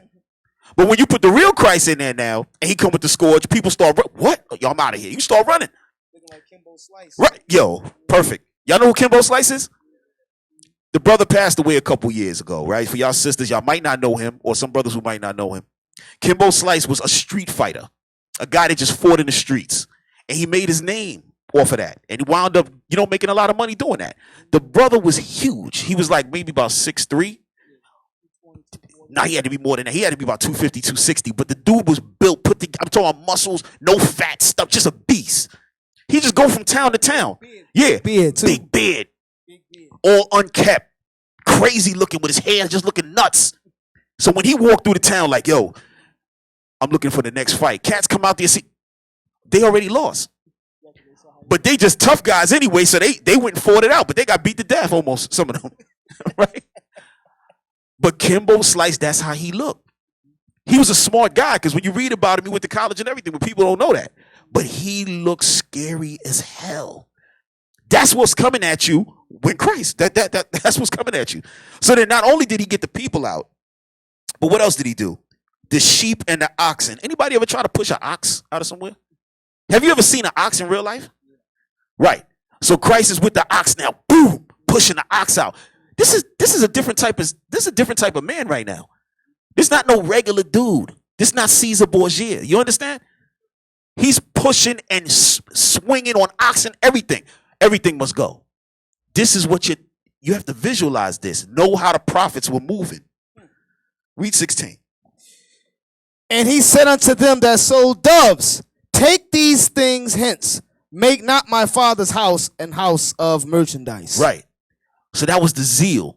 He was what? Enforcing that law. You're not going to do that here. You're not doing that here.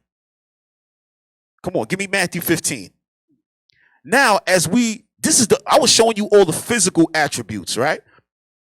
But now you have to start turning that physicality into a spirituality. And even though that physicality was spiritual, I want to tell you it wasn't. It was.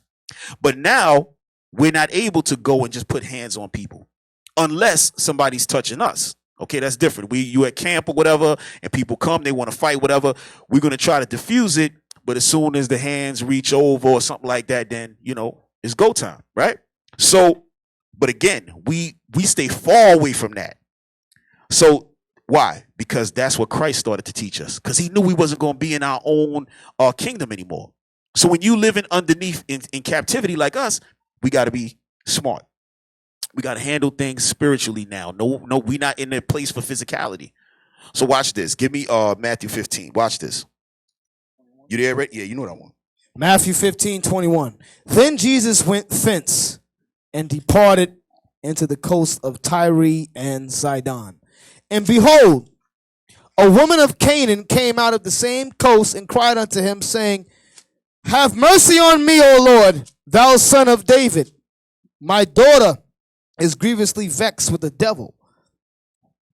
But he answered her not a word. What happened? Because in church they like to read this and talk about the love of Christ. What happened right there? Let me see. Who am I get? Let me get the spiritual hand. This brother right here behind you. Yes. You. What's your name, bro? Give me your name again. Brother Levi. Levi, yes. Okay, talk to me, brother. What happened right here? Yeah, basically he ignored her. She He was ignored from her. another nation. Right. He ignored her. He didn't say a word. Is that unchristian? They're going to say that's unchristian. Yep. So when she's like, oh, son of David, please help me with my daughter. Like, what? Read on. But he answered her not a word. Come on. And his disciples came and besought him, saying, send her away, for she crieth after us. So now she went to the boss. The boss is not talking to her at all. She didn't just say it one time. She was going on. He was like, yo, why is this woman talking to me? What is making her? No. They said, all right. She said, okay, let me talk to these cats. Bro, help me with my daughter, please. They were like, Joshua, that's Jesus' name. Joshua, please, get this woman out of here. They begging because now she's begging them. Why is she begging them? Because she's seen them doing the same thing. Read on. But he answered and said, I am not sent but unto the lost sheep of the house of Israel. So that's how he answered them. He said, all right, brothers, let me take care of it. Hey, listen, I'm only sent for my people. I ain't dealing with you. That's what he said. So when we at camp, and I'm bringing up camp stuff, when we at camp, we have Edomites come up to us. We have other nations come up to us and say, what is this all about? Boom, boom, boom. We teaching the 12 tribes of Israel. What about us? It's happened a couple times. A couple Edomites came to me and said, so where do we fit in? Those are exact words. Where do we fit in? I said,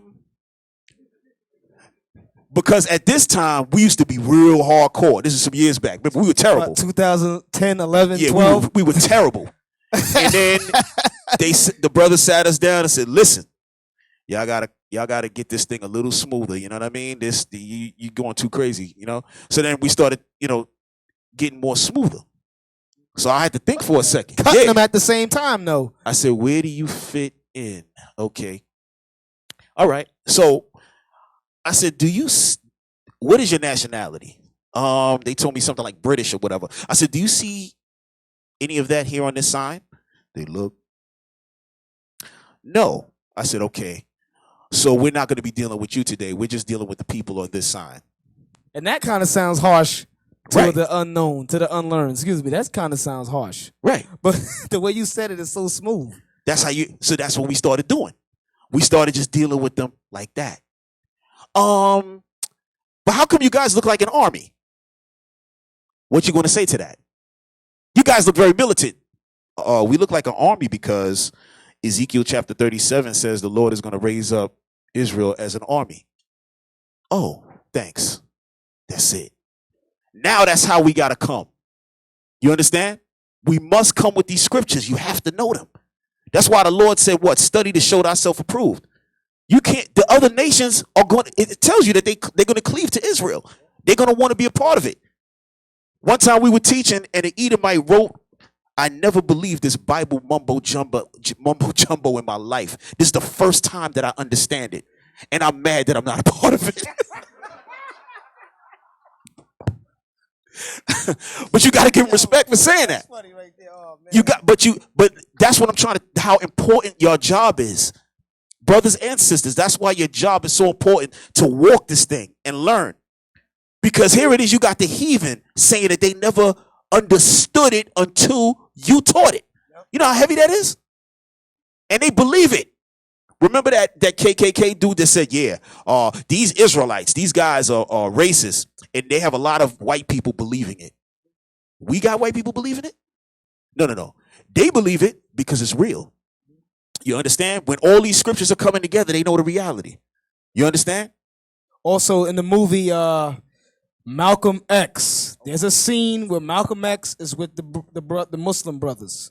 Now, we're not pushing Islam, just making a point. The white woman came up to Malcolm and said, what can I do to support your cause? And he went, nothing. and walked away. Right. That was the most heaviest, to me, that was one of the heaviest Yo, scenes in the movie. that was the 'Cause best I just part. came in the truth. I'm like, oh, this is how we supposed to be rolling on them. Yeah. But better. Yeah.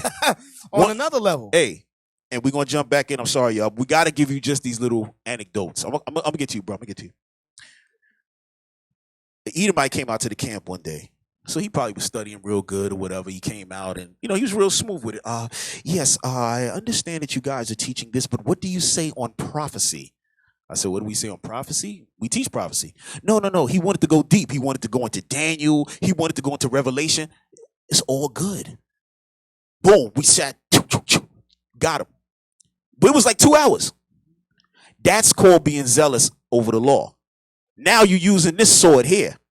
Give me that. Matter of fact, Hebrews 4:12. This is the sword you're going to use. Everything the Most High puts in the Bible is for a reason. He's showing you all of our forefathers before, the way they used to kill people and all of that. But now, there's a spiritual war going on here. And you got to be ready. You have to be physically fit, so to speak, spiritually fit. Right? Come on. Hebrews chapter 4 and verse 12. For the word of God is quick and powerful and sharper than any two-edged sword, piercing even the dividing asunder of soul and spirit and of the joints and marrow, and is a discerner of thoughts and intent of the heart. This is one of the, well, all the scriptures are heavy, but yeah, this right here is a beautiful thing. How does the Bible discern the thoughts of somebody's mind? Listen to what this is saying here. That when you get swift and powerful with this, that what? You're going to know how to discern the thoughts and intents of people's minds. Are y'all catching that? What does that mean? Somebody talk to me. Bruh, talk to me. Like, What's your name again? I'm sorry. Brother Ruel. Ruel. Come on. Like someone asks a question concerning interracial marriage. Like, Okay. you could see that where they're heading with it, because like they have probably an interracial wife at home or something like that. Okay. That's pretty good. I like that. That's good. Okay, right. Because now, because you know the law, anything deviating outside of it, you're gonna pick it up real fast. You're gonna say, why is that question coming out? Must be because of X, Y. You're gonna already know the options. It's like if y'all ever seen RoboCop. Remember when RoboCop used to come on the scene? He was the law enforcement. He would come on the scene. Do, do, do, do, do, do. Yo, 50 feet that way. Boom, boom, boom, boom, boom, boom. Okay, he's there. So if he shoots, it's gonna be like here. Boom, boom, boom. He worked the whole thing out. That's how you're gonna start doing. People start talking to you. You're gonna be like this. It only could be one way. It can only be one or two ways. People like to try to create gray area because in the world, that's how it is. You run around in the streets. Nah, man, you know what happened? Because I seen him, right? And when I seen son, he gave me this, that. I went back over here, blah, blah, blah, blah. Taking you in circles. You forget what the first thing was, what your question was. And all of a sudden, you're like, all right, bro, man, I'm going to catch you. I know that dude owe me some money, but he just talked me in a circle real quick. I'm going to get him next time. Now, you're like, bro, what's going on? Well, brother, do you have the money? Yes or no? See, this is how you're going to start to become. Now, that sounds simple enough, but some of y'all still got fear on y'all to deal with brothers like that. To deal with brothers straight up. Hey, brother, I swear to God. No. Don't swear to God, brother. Yes or no. That's it. Once brothers start going into, on the lives of my children, no, he's a liar. I put that on my mother's grave. Yeah. My grandmother's grave. Right. On everything I love, he's a liar. Yes or no. All right? Come on, bro. What you got?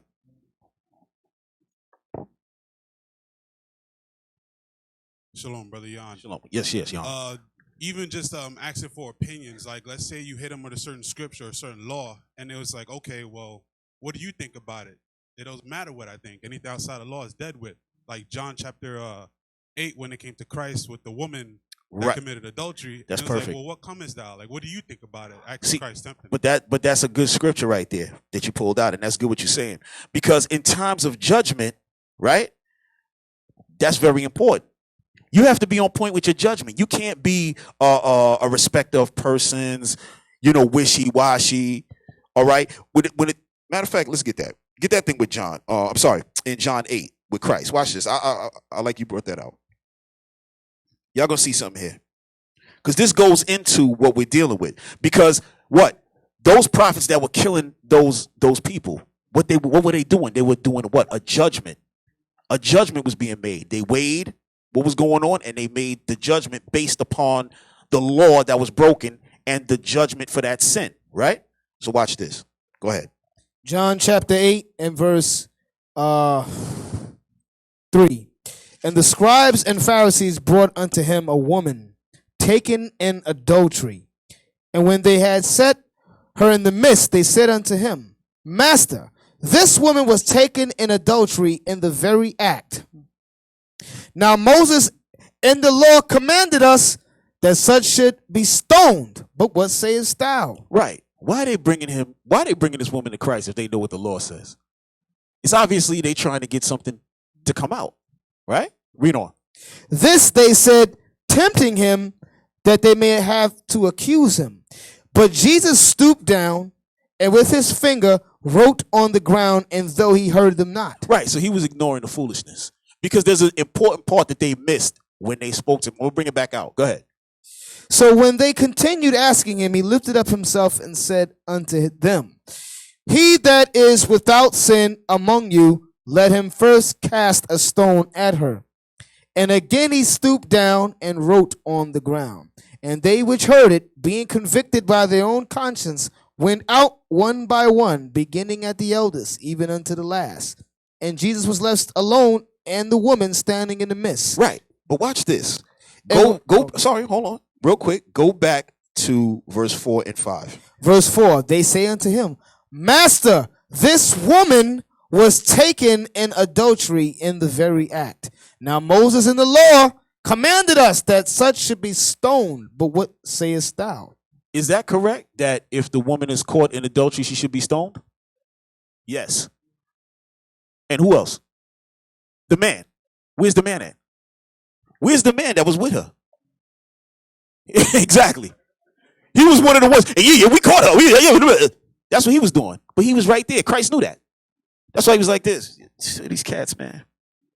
It never ends with these dudes, man. That's why the scripture said Christ he would marvel at the stupidity.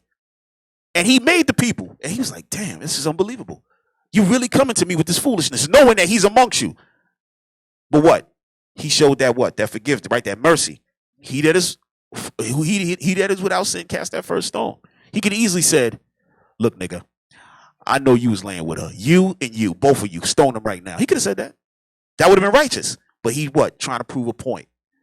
He was still being zealous over the law, but now he was ushering in what? That mercy. The real mercy. You understand?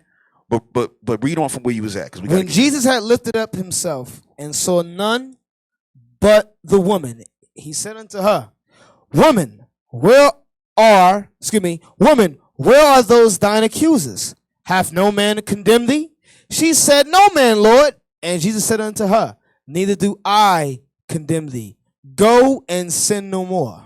Go and sin no more. Meaning, okay, I'm not going to condemn you. You're going to be forgiven for that. Don't sin anymore. Don't do it anymore. Don't do that adultery anymore.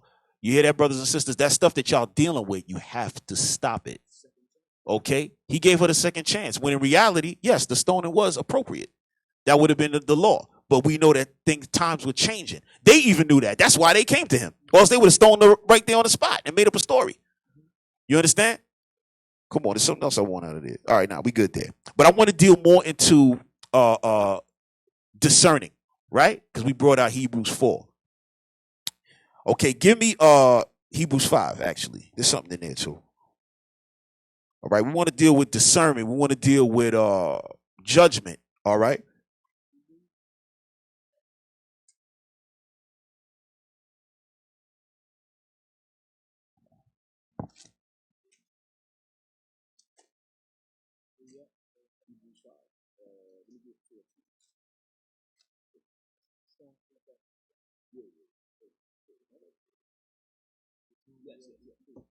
Hebrews chapter 5 and verse 12. Hebrews chapter 5 verse 12. For when for the time you ought to be teachers Ye have need that one teach you again, which be the first principles of the oracles of God, and are become such as have need of milk and not of strong meat. Right. So when we start to learn to go teach, we learn what? The milk, right? The laws. You have to learn the laws before you learn all the dark sayings, right? All the deep stuff, right? Because with the laws, you're going to understand the deep thoughts. Why? Because Psalms 111 and 10 says what? Hold on. Fear the Lord. Come on, somebody tell me. 'Cause I'm going to mess it up. Right. The fear of the Lord is the beginning of wisdom. So after you start to what? What is the, matter of fact, what is the fear of the Lord?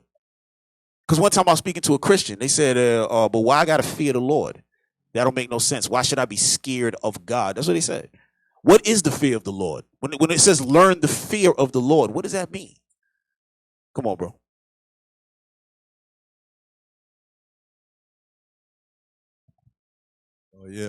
Zion, shalom. Yeah, Shalom. the fear of the Lord is basically understanding the judgments that he can pass on you for breaking his law. That's it. That is the fear. Knowing the judgment. Just like some of y'all don't steal today because you don't want to go to jail.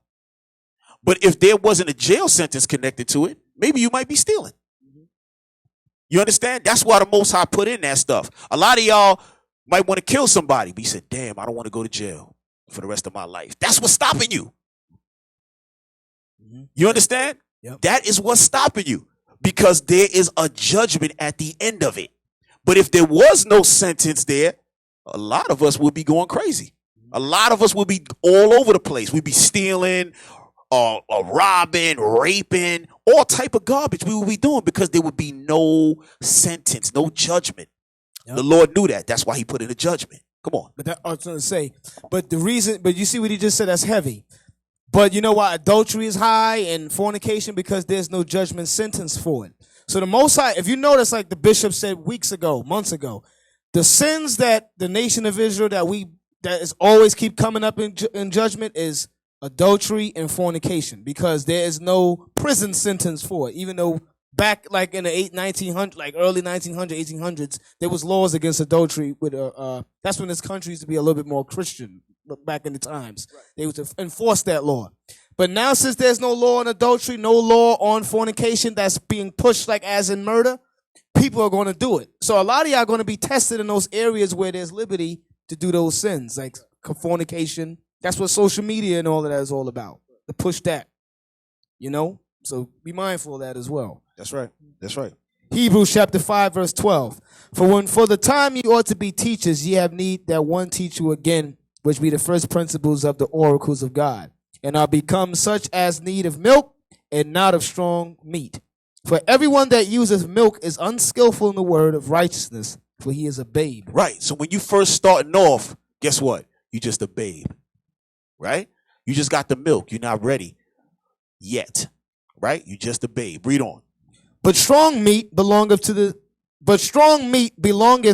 them that are of full age, even those who by reason of use have their senses exercised to discern both good and evil. Right. To have their senses exercised to discern both good and evil.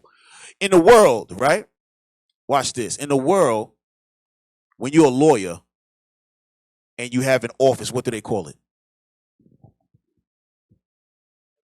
No. A practice. Why do they call it that? Because the lawyer must practice. He must constantly exercise his skills. Same thing as a doctor. When they put it here, they call you a physician of the law. Why? He has a practice. He must always practice, practice, practice. The more you practice, the more you study, guess what's going on? Now you're going to be able to handle when the sister comes and says, my husband committed adultery. Now you can have that conversation. Some of y'all now, y'all can't have that conversation with a sister. Or when the brother comes say, hey, my wife committed adultery. Just because we on the adultery topic. Yeah, you can only handle those type of things when your skills or your senses are exercised to discern between good and evil. Because somebody's going to be lying.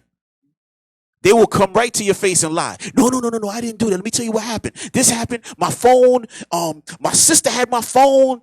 She did this, that, and then somebody else. I was working late. Come on. Yeah, I was working late.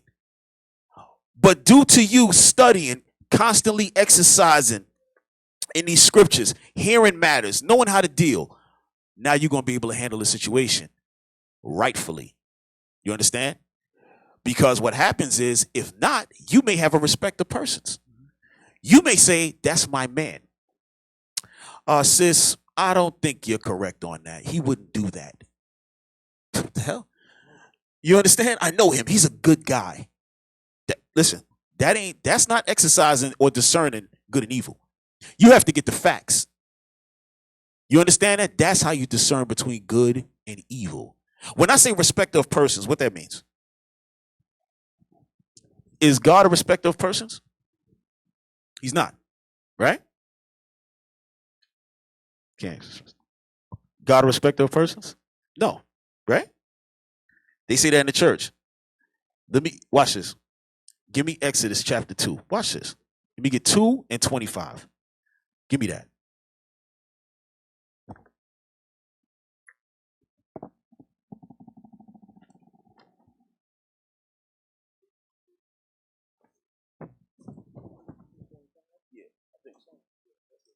Exodus 2:25. And God looked upon the children of Israel, and God had respect unto them. God had what? Respect unto them. God respect Israel. So what does respect of persons mean? Because the Christian church said that God don't care who you are. All is saved in the blood of Christ. And he don't respect nobody. But right here, it says that God respects Israel. And there's other scriptures too that say the same thing. So what is respecter of persons? I want somebody to explain that to me. Bro in the back. I always forget your name. Shalom, officer. Brother Shemariah. Shemariah, yes, sir. Yes, sir. When you have respect of persons, it's like you witness them doing something evil, but you don't check them on it. Why? Because you feel like their size or, you know, what they could do to you. I don't want that. I don't want that. My brother right here. We talking about respect of persons. Shalom. Shalom, bro. What's your name again? Brother Mikael. Mikael. Mikael. Yeah. Okay. Cool. It's like you're choosy with brothers and sisters because you care about their feelings. Okay. I want something a little more than that. A little bit more. We almost there. My brother here. Yes. Eli. Eli? Yeah. Yes, sir. Giving special exception. Giving special exception. But why? Why? That's what I want. My young brother here. You value that person more than someone else, so you have respect towards that person. Okay, now we get in there. Now we get in there. You value that person, but it's deeper than that. You value them above what? Above the laws. That's what's going on. That is what's going on. Because here it is. I don't know, a captain, let's just say. And somebody comes and says, listen, I saw Captain X with a woman that was not his wife. Word? Where you seen this at? Oh, I seen it upstate. I mean, what do you get? I got it right here. They show me the video. I see Captain X arm in arm with a little thing. She got on tight jeans and he moving. So what's the next step? What is the next step after that, Officer Leon? Okay, this is what I would do, right? Look at the video, right? I'll send it to my phone, save it, send it to the men, the leading men, and say, listen, because I'm a low in rank, I gotta come at them differently. The scripture talk about that. And I say, hey, Captain, I noticed that I seen a video with you and a chick. The captain could probably say, all right, what respected persons with me would be, I ain't gonna say nothing. Nobody say nothing. I'm gonna keep this on the low between us. Right. Just pay my rent a couple of times. We good. You know what I'm saying? That's what people do. The right thing to do is be like, hey, whoever the ranking men on his level, whoever, send that video around to that dude and be like, yo, this is what's going on, and they gotta judge the matter. And it could be a situation where the dudes around them are going to keep it on the low. So you got to have righteous men amongst us. That's the point. So that's what in any organization, right? If you're in a regular working environment, okay, that's what's going to happen. The people at the top, you're not going to know what's going on. If something crazy happened, they're going to listen. We can't let the people know because they're going to lose, we're going to lose credibility. We told them we're this, but this is going on. So listen, just ease him back into a very smooth position. We're not going to deal with him like the way but you're not going to find out. Okay? In here, that's different. Like, I got your back. Yo, if I do something, you got me, right? Yo, you defend me. That's how I roll. Right. But in here, when we see Captain X, me personally, I will approach Captain X. Yep, me too. I'm going to say, Captain X, what is really good? This video. I don't know. You can't really believe everything you see. You going to believe me or your eyes? You know what I mean? From that point, I'm going to say, okay, then we're going to go to the other case. The reason I'm going to approach him one-on-one is because to give him the opportunity to say, yes, I did X, Y, and Z. Then we're going to say, okay, brother, let's take it to the brothers. And from there, I'm out of it. This man admitted to X, this, that, and the third. Boom. He got to get whatever punishment is going to happen, but it's going to be something. Okay? That's how things must be dealt with. It don't matter who it is. It don't matter who it is. We had another elder here. Y'all don't know this guy. There was another elder with Bishop Nathaniel and Bishop Kenai. Okay? And he was proud. His brother was incredible. Okay? Incredible teacher. I love the brother, right? Some stuff started happening with his wife, a bunch of stuff, whatever, and the brother didn't want to correct it. He refused to correct it. So guess what? He had to be removed. You think brothers want to remove him? All the brothers, they loved him. I'm telling you. Like how you see the love for Bishop Nathaniel, that's how it was for this man. Another level. And he himself as a teacher was something different. It was a lot of pain going on there. A lot of pain. Trust me, I'm telling you, I was there. And he had to go. Because that's how we move. We have to move like that. So it's better for us now to show the wickedness so that the people will know the men are handling business. They're handling things according to the scriptures. They don't give a damn who it is. That's how we move. Because imagine if we would have let it slide and we would have let it rock and never did nothing about it. We would not be as large as you see us now. The Most High would have hindered our growth and we would have never grew. Some of us probably would have got destroyed being in the midst of foolishness. That's right. So when you see evil, basically, we can't be the three monkeys. See no evil, hear no evil, speak no. We can't do that. We got to be like, yo, what you doing? That's off. That's right. No matter who it is. That's right. You got to come. When you read Galatians chapter 2, you read about Paul confronting Peter about wickedness that Peter was doing with the Gentiles. Right. Paul himself, remember, Peter is the top guy of Israel. He is underneath Christ in the ranks. Paul wasn't even of the 12, but the dude, Paul was zealous of the law. He said, nah, Peter, yo, right now I know you're a righteous brother, but right now you going off. And Peter humbled down and, they broke bread and everything. They squashed it. That's right. Certain sins, you can go to that person one-on-one. Certain other things where it's crazy, the whole congregation has to know. Absolutely. Because the reason for that is because the brother, just going back to our scenario about Captain X, the brother who saw him originally was not a ranked brother. So he has to know what happened. So he already went and spoke to people and said, listen, yo, I seen the captain, boom, boom, boom. So we can't keep that quiet. Can't keep it quiet. You got to say, listen, this man here did X, Y, Z. Okay? Where's the scripture on that? Because people might say, why you airing out people's business? When you see evil, you must bring it. Yeah. These are the laws that you got to exercise your senses with. It's in Exodus, right? Yes, what, 18? Oh. Yeah, I forgot that one too. No, not that one. I want the actual law. Hold on. Yes. Let's use that one. But yeah, you're right. There's another one. Yeah, there's another one I'm thinking about, but that one's good. Leviticus chapter 5 and verse 1. And if a soul sin and hears the voice of swearing, and he is a witness, whether he have seen or known of it, if he do not utter it, then he shall bear his iniquity. So you in sin now. This is why we must know the law. This is how you're going to be able to exercise your senses to discern between good and evil. Because now when you don't say something, guess what? That sin is now yours.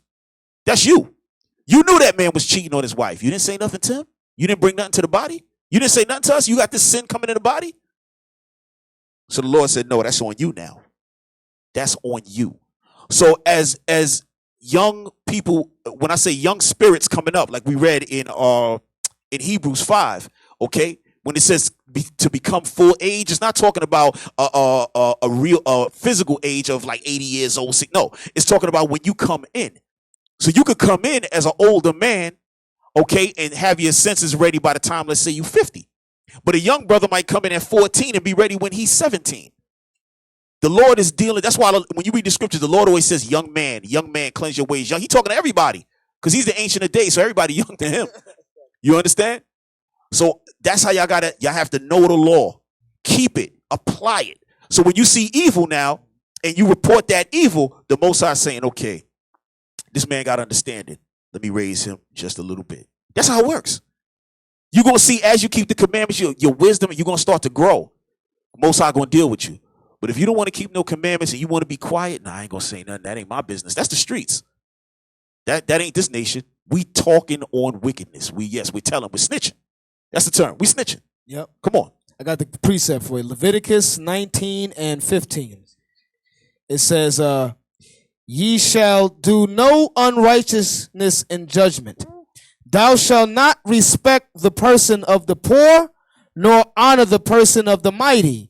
But in righteousness shalt thou judge thy neighbor. In righteousness shall you judge your neighbor. Okay? You must have all of the facts. Where's that one? Don't judge a matter until That's answer not. That's Sirach. Yeah, okay. All right, we're gonna get that. Right? We gotta have all of the facts first. Y'all gotta look at this. Just how you see a court case, or you might in law or whatever on TV, whatever. They get that from the Bible. Okay? When you see officers, sheriffs, police, all that is out of the Bible. The actual word sheriff and all of that's all from the scriptures. Okay? So you have a courtroom setting where they're getting all of the facts first, then they're judging the matter. That's how it was dealt with here. And that's how you must deal. Okay? Because sometimes y'all gonna judge little man. It's gonna come. It's gonna come. And then, like I said, when we have the hierarchy, at the end of it, I'm going to get word. The brother's going to write reports. They're going to send me the report. I'm going to say, oh, what happened now? Okay. But it's already taken care of. Most times, everything is already taken care of because the officers are 10, 20. They're already strong. You understand that? So all of these little matters, they're being taken care of. The stuff that's too big is going to come up the chain. We're going to see that and say, okay, this one we're going to deal with. But we know the other stuff that's happened, but it's growing pains. Some wicked stuff is going to come to the top. Say, okay, now this is we're going to handle that differently. You understand? What you got, bro? This is Sirach, Ecclesiasticus chapter 11, verse 7. It says, blame not before thou hast examined the truth. Understand first and then rebuke. Right. Understand first, then rebuke. Because it could be that what you heard is not right. That's happened a lot of times. People come with a story, it's not true. You know how many times that's happened? I'm serious. Exaggerated stories as well. Exaggerated stories. Pure. The brother did that. He didn't even do that. It right. was he wasn't even there. Or that situation with Captain X. Right. Let's say he wasn't hugging up with the woman. Let's say he was walking with her. Right. You might not know. That might be his boss that he got to deal with lunch with. Yes. You know what I'm saying? Or that could be a person he worked with where they got him out. You know what I'm saying? It could be a work scenario related issue where he can be like, yo, this is what it is. This is my job. I ain't dealing sexual with her or nothing. Because that has happened before. Exactly. One time I saw a bro. I said, yo, what you doing? He said, yo, listen, look, this is the job. You know, I understood. I got it. You know, but Certain times it do be fornication, but sometimes it be innocent. Like, yo, I'm at work. Right. One time the bishop sent us a video, and it was they were in a court, and the woman was saying how her man, he was cheating. So the judge said, "How do you know he was cheating?" "Oh, because my friend saw him a couple of times with this woman." So the friend got up. Friend said, "Yes, I saw him, but they were all, drinking and talking and laughing and boom, boom, boom, boom." It's all right. So they going back and forth. Then finally the judge said, "Okay, bring the witness out." So the wife was like, "The witness?" It was the woman who he was with. So the judge said to the wife, "Do you know that woman?" She said, "Yes." She said, "Who is she?" "Oh, that's his cousin." "Oh, that's his cousin?" That's it. And then she went to her friend and said, "Do you know that woman?" She said, "Yes." But by this time now, when she found out it was the cousin, she like, "Oh my God." Because she went running back with news when it was that man's cousin. But sister or something. Right. But the wife never saw the woman, so she's thinking, "Oh, it's some other woman." And when she saw, that's his cousin. She knows that girl. They chill. And the only reason they were together that much was because the woman was going through something and she went to her cousin and he said, "All right, come, let me take you out. Let's get your mind off of X, Y, and Z." You understand? But now the husband and wife is in drama. They were breaking up because of it. And it was all BS. So when people come to you with something, go to the people who are involved and you have to get the facts. Okay? You don't just, "Oh, what? She did what? Oh, she did. Oh my God, I knew it." She was and you might not like the person. So you're like, "I knew it. I knew he was like that." You didn't know a damn thing. You know nothing. You understand? So make sure y'all stay on that. Make sure you get the facts. You got something, bro? Yeah, this is verse 8. "Answer not before thou hast heard the cause, neither interrupt men in the midst of their talk." Right. And verse 9 is the last one. "Strive not in a matter that concerneth thee not, and sit not in judgment with sinners." Right. So sometimes it's not even your business. It could be a whole thing, but you being nosy now, you trying to. So you have to be able to discern which is evil and which one is this could be work related or family related. Right. But if you just one of those gossiping type people where y'all want to just, y'all like to see drama like that, then you're gonna be caught in the judgment with them sinners. So be mindful, discern between the two. That's right. That's right. And when there's a situation too much, you need a counselor. You need someone to bring the problem to if you don't understand it. Okay? Because sometimes things get a little messy. All right? I've been here a good little while. There's been a lot of different things, and sometimes it get a little messy. Right? So you have to go to men above you. Okay? To you sisters, if you have a counselor, the scriptures say choose one of 1,000. You men choose one of 1,000. Why does it say that? Because not everybody is going to be for your best interest. I'm sorry to tell you, I know we in the truth, but it is what it is. All right? Some people, their mind is not right. Okay? This is a warning to you. Don't sit up and say, "Oh man, we in the truth. These are some good people." No, we in the truth, and this might be the devil. You understand? He or she might be the devil. So I'm telling you straight, because this is reality. Okay? Because some brothers or sisters have not gotten themselves together yet. Or some are just here to be the devil and get you to kind of leave. That's Satan's job. That's his job, to get you out of here. So different things are going to happen. Okay?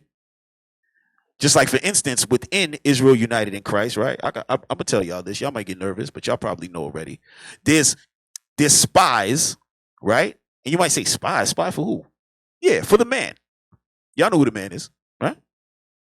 People are placed amongst us to see what's going on. So it might not be a person who's really trying to get their life right. They might be a cop, a federale, or whatever they call them. You understand? And they sitting there like, right. They might say, "Well, let me see if there's some, some stuff these guys are planning something against someone." But the only thing that's going to happen is you're going to come in here and get converted. That's it. That's it. You're going to go back to the FBI like, "I believe in Black Jesus." That's all. Like that movie with Nas and DMX, Belly. Right. He got converted at the end. He couldn't even kill the guy at the end. Right. He just like, "Man, my soul, this is it." Y'all gonna see stuff like that. Right. So you got to I'm not saying keep that in your mind. To hell with that. Just work on yourself. Keep these commandments, apply them. Don't worry about all the sin that's going to be going on out or in. Just handle yourself. You understand? Things are going to happen. Give me Sirach 37. Watch this. Sirach 37, we're going to start in verse 7. Sirach chapter 37 and verse 7. Every counselor extolleth counsel, but there is some that counseleth for himself. So it says every counselor extolleth counseling. So you go to the brother, hey bro, what's this? Okay, bro, you should do this, should do that, boom, boom, boom. But then it says, but there is some that counseleth for himself. I mean, it's not really thinking about your position. They thinking about what can they get out of the situation, right? Read on. Beware of a counselor, and know before what need he hath, for he will counsel for himself, lest he cast a lot upon thee, right, and say unto thee, thy way is good, and afterward he stand on the other side to see what shall befall thee. Right. He might tell you what you're doing is good, brother, but that might be wicked because he hates you. He secretly hates you. But you just in naivete, right? Is that the word? Yep. Right? You're naive. Right, being naive.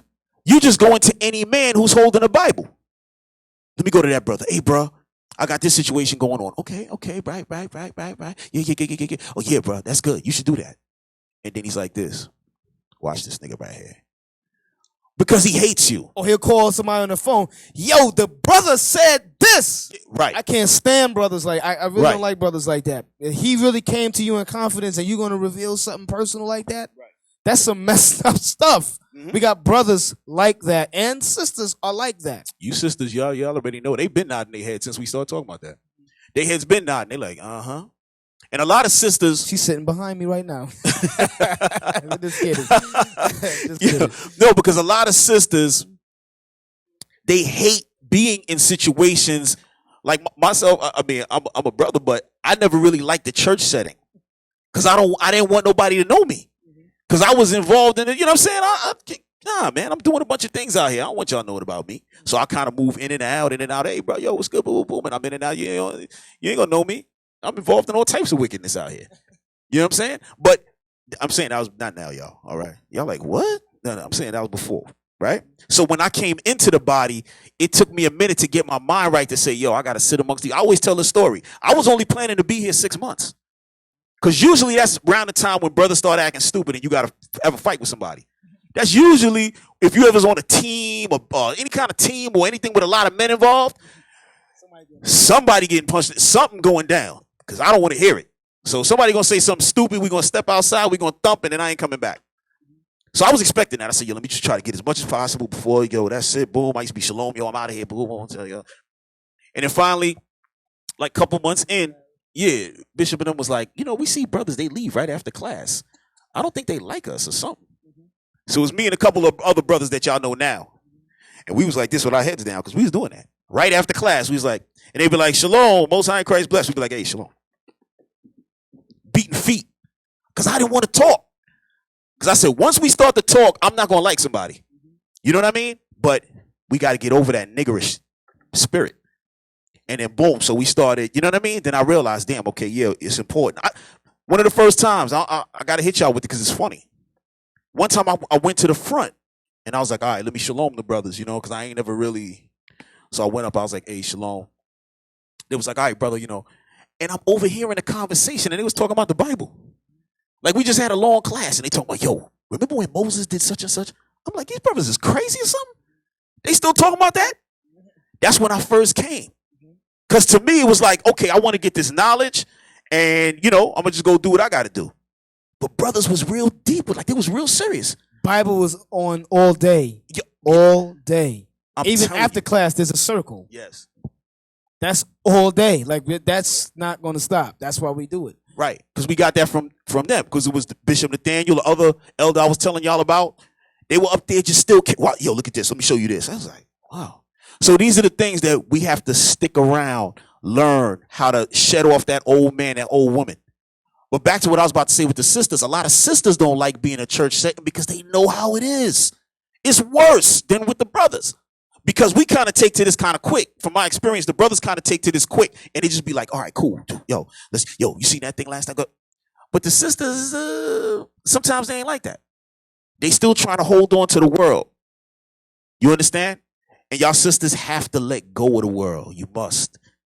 Try to get into the scriptures more. You're not going to be in a circle with the brothers, but y'all going to be amongst yourselves. Try to always stay in the scriptures. Try to keep your mind thinking about the scriptures. Like when you want to, if there's a situation that's going on, think to a scripture that's going to, that was dealing with that situation. That's what's going to help you come out of that, like a better with that street, that nigga mentality. I'm sorry, I don't want to say nigga like that, but you understand what I'm saying. Disrespectful. Yeah. Yep, the scriptures say the daughters of the Proverbs 31, the virtuous woman says, in her mouth is found the law of kindness. So if you got a disrespectful, rude mentality, the ghetto, New York, that's that New York, try to work on that. Watch etiquette videos and, try to go through the scriptures and see which of our sisters spoke like that. How did they speak? Because one day I'm on a train. I'm in Queens. I'm on a train. I see a sister with fringes. Now, there's so many people in IUIC, I don't even know a lot of y'all. I don't know, I try to learn who y'all are. So I'm on a train, I'm got my headphones in, I'm listening to music. I see a sister with fringes on. She took out her Bible. She like studying. I'm like, who is this lady here with fringes? So it behooved me to ask. I say, sis, Shalom, how you doing? I was like, what's your name?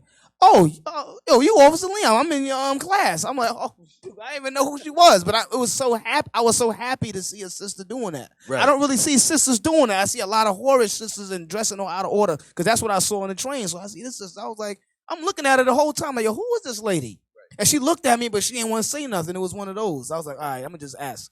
So yeah, if y'all on your train or if y'all on the bus or whatever, try to keep reading. That's what I do. Or put a class in your headphones or in your phone.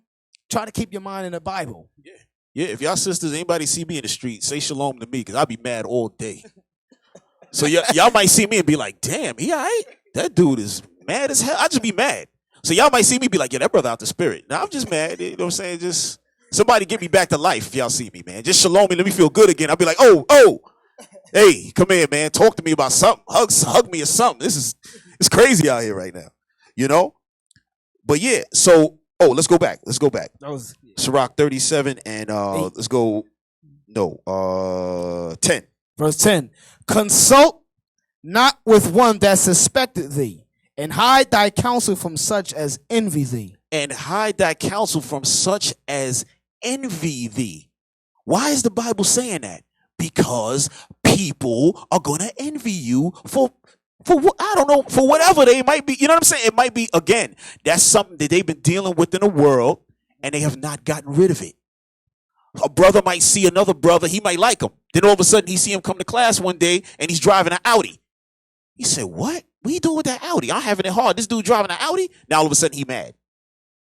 All of a sudden, he ain't talking to you as much. He's like, yo, what's wrong with this guy? That's why I tell y'all, don't go crazy. Don't get all connected with brothers like they all friends and all of that. No. You're going to know the friends after a while. Not in the beginning, after a while. Brothers get mad because maybe you putting on too many sneakers. Oh, this dude got mad sneakers. I'm struggling? This nigga he ain't really in this truth. He's supposed to be struggling like me. Oh, yeah? Where they say that in the Bible? It don't say that nowhere inside the Bible, that everybody's supposed to be broke. It don't say that. Some brothers got it hard. Some sisters got it hard. Some brothers, no. The Most High got to have somebody with some money. Does that make any sense? Everybody going to be broke? That's stupid. But this is where the envy comes in. Sisters come in, they feeling good. All of a sudden, they see a sister come in with her natural hair, and it's all the way back here. They say, how'd she get that hair? I hate every ounce of her. Now, it's beef going on. These sisters don't even know what happened. Sister like, yo, I don't know what happened with that sister. We used to be cool. She don't like your hair. She not going to say it, but this is the foolishness. So when it come time for something, you don't go to that person.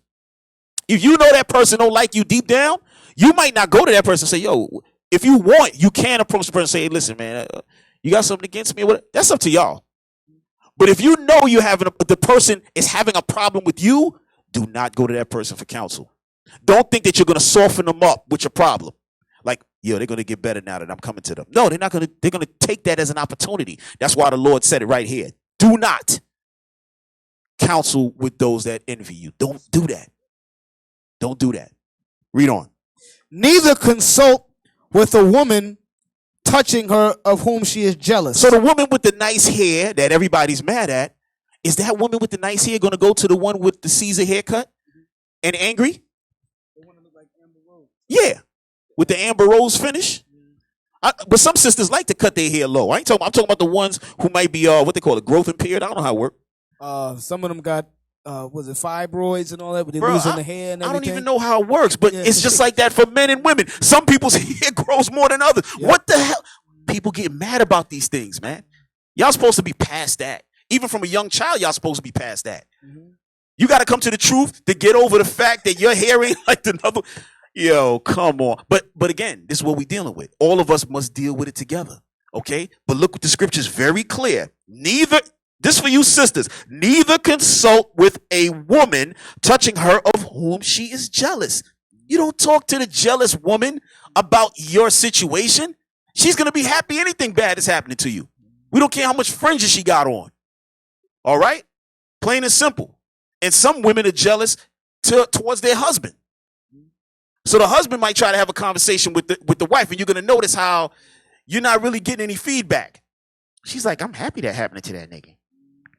Always calling me dumb. You see? I ain't saying, no brother, don't call your wife dumb. You know what I'm saying? But this is the type of stuff that goes on. Read on. Neither with a coward in matters of war. When it's time for us to go to war on these streets, we're not talking to the brother who don't want to go to camp. Yo, brother, you think we should employ some more martial arts moves? Why would I talk to him? He's scared to death. Well, brother, I don't think we should be getting into violence at all. What I think we have to exercise our spirits more. Go sit down. Go sit down. Because the Lord knows that time of physicality is going to come. The Lord is a man of war. That's why he said he's raising Israel back as an army. Why he ain't just say he's going to raise us back as a people? As an army. So you know how you got to get your mind right. Again, this is not for brothers to start trying to be, super killers and punches. Because what was that other camp, ISUPK? I'm going to throw their name. I don't care. Right? Brothers talking about, we got nothing but killers over here. We got killers in this camp. You got killers in this camp? With them bellies? All y'all killing is pie. You understand? That's reality right there. And also, check this out. Remember, we went over the history with David, right? Remember that history with David? Now, we didn't go into it, but when Samuel was told to pick the king, he saw all his brothers. His brothers was big, mighty men. Then the Lord said, that's not the guy I want. I want the guy that's over there with the sheep and the kettle corn and the parched corn and the cheeses. I want that guy. I want the guy that's over there that you don't think that's the guy. That's the dude he want. So all of this, your outside appearance, that don't mean anything with the Most High. Because I know a lot of brothers that's big, muscular, and they softer than the other side of the pillow. Hey. I'm telling you. Hey. I'm letting y'all know that. I'm telling you. When I see muscles, I be like, and they be banging the table. Like, I've seen that. Yeah. Getting all mad. I got my house in order, man. His wife grabs him by the cojones and twists it. Listen, I'm telling you. Yeah. These I'm not saying it's not good to work out or get in shape. No. We're not saying that, but I'm saying these brothers that's always that's an act, brothers. That's phony. Hey, listen, we had that situation that time in Queens. Remember the big man? It was a big brother. This dude was huge. He wasn't with us. He was on the other side. He was mad at what was being taught. He was a big coon. Yeah, I mean, this dude was like, what, 6'5"? He was a monster, like football player status, like big, right? If y'all know, there's a couple brothers here who used to be in the NFL. They big like that. Mm-hmm. And the brother was just getting in everybody's face. Yeah, let's go, champ. What? Yeah, what you gonna do? What you gonna do? He getting in everybody's face. Yeah, what? Spitting, brothers. Brothers just taking spit to the eye. Brothers was scared to death.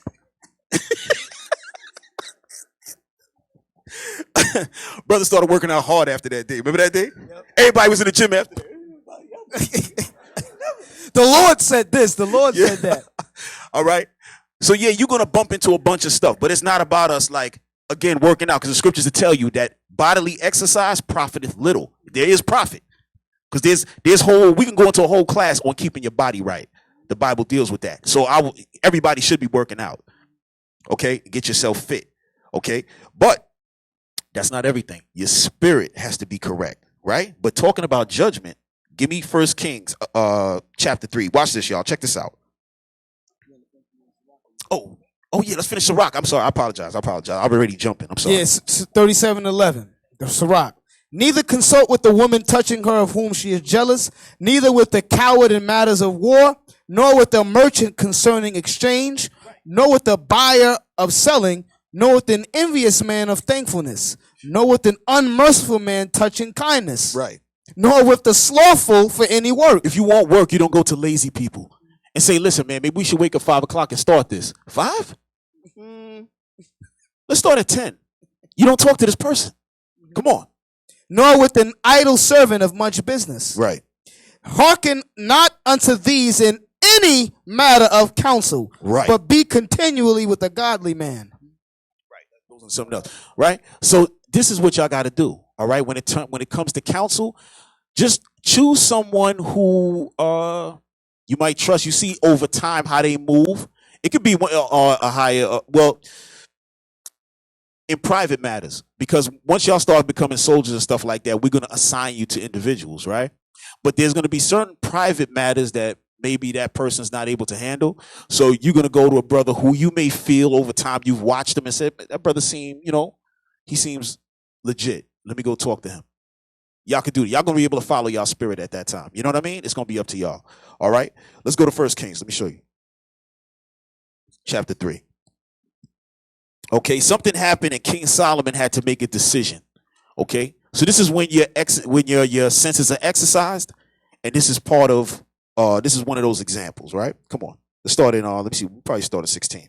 16? Yeah. 1 Kings 3:16. Then came there 2 women that were harlots unto the king and stood before him.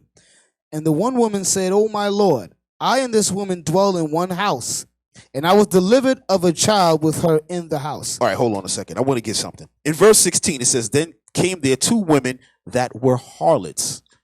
Very important, right? Harlots. So now y'all know what kind of women is being discussed here, right? Read on. Unto the king and stood before him. And the one woman said, O my lord, I and this woman dwell in one house, and I was delivered of a child with her in the house. And it came to pass the 3rd day after that I was delivered, that this woman was delivered also. So they were both pregnant. They both gave birth. One 3 days before the other one. Come on. And we were together. There was no stranger with us in the house, save we 2 in the house. And this woman's child died in the night because she overlaid it. So she rolled over on top of the baby. Okay, this happens. If y'all have heard that, that's like kind of unfortunately, that's a thing that happens. It's normal. Okay, come on. And she arose at midnight and took my son from beside me, while thine handmaid slept, and laid it in her bosom, and laid her dead child in my bosom. Right. And so I'm sorry, just to clear it up. So y'all understand that, right? The woman's baby who died, she took that baby, gave it to the other woman, and she took that woman's son. All right, come on. And when I rose up in the morning to give my child suck, behold, it was dead. But when I had considered it in the morning, behold, it was not my son which I did bear. Right. So she looked at him real good, because remember, they're very young babies, right? So maybe they kind of have the same kind of look. They're very small infants. But now she's really looking like, wait a minute, this ain't my son. Come on. And the other woman said, nay, but the living is my son, and the dead is thy son. And this said, no, but the dead is thy son, and the living is my son. Thus they spake before the king. So they arguing back and forth. Come on. Then said the king, the one saith, this is my son that liveth, and thy son is the dead. And the other saith, nay, but thy son is the dead, and my son is the living. And the king said, bring me a sword. And they brought a sword before the king. And the king said, divide the living child in 2, and give half to the one and half to the other. Right. So King Solomon said, cut that baby in half. Give one half to one woman and give the other half to the other woman. Come on.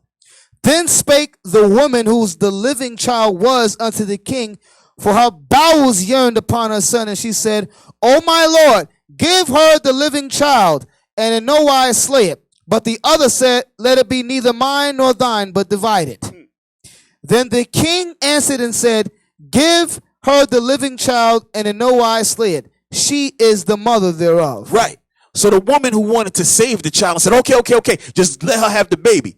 He knew right away that that was her child, right? So now here's the question. You see the wisdom it took? How would King Solomon know whose baby it was? He didn't know these women from nowhere. They just being brought to him. So he had to think. He's listening to the story. He's like, all right, this is when it talks about your senses being exercised. When you read about King Solomon, he was the most wise king in Israel, period, and the world. So as he's listening to the story, he said, okay, I know what to do with this. Because he personally didn't know whose child it was. So he said, we're going to cut this baby in half. Let me throw that out there. Let me see the reaction. That's it. You see the wisdom in that? So this is what we're talking about in terms, or the scriptures are saying in terms of exercising your senses. You're going to be able to see things, you know? We're not talking magic. We're talking, you're going to be able to read the spirits. He might have had an idea that it was that woman's child, just by the way she was talking. Yep. So he said, you know what? Let me throw this out there. Let me see what happens. Okay? So I just wanted to show y'all that is a judgment. That's called dealing, getting all the facts and then throwing something in there to make it. You understand? Yeah, but there was a similar situation, but this is whole different. I was watching one of them judge programs, and they were arguing about a dog. And they was like, yo, that's my dog. The other dude was like, nah, this is my dog. They was arguing. So the judge was like, bring in the dog. The dog ran to the original owner because the other dude found it. So the dog ran to the original dude, and the judge was like, that's his animal. Case dismissed. I was like, wow, that's discerning. They're able to boom like that because they know dogs know who they master is and who the adopter is. So very similar how I was thinking about that just now. But he told her, cut the baby in half. That's for you to say something like that. That's crazy. Exactly. That goes back to the prophets don't play. Because back then, right. The Most High told Israel, and when you go to the land, babies had to die too. That's right. So kids. That's crazy because they really knew that Solomon would have cut that baby in half. That baby was going to be in half. If nobody wouldn't have said nothing, that baby was going to be in half. I'm telling you, got to understand the level.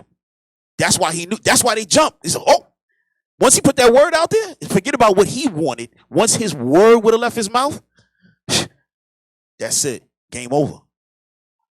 But give me the John. Let me show y'all this about Christ. I just want to show y'all, because this is all a part of y'all growing in the spirit. Learning how to judge. Having zeal for the law is very important. You sisters too, take notes. Okay? Because this is how you're going to raise up your children properly in this thing. Okay? And if your husband has an issue and he's in the truth, you're going to be able to, at the right time, we're not talking about arguing back and forth. No, because this and that. Not that. Just, bruh. Boom. Y'all got to know. Y'all know y'all husband. Y'all know y'all husband. Certain brothers are fiery. Other brothers are not as fiery. The fiery brothers, you got to talk to them at certain times.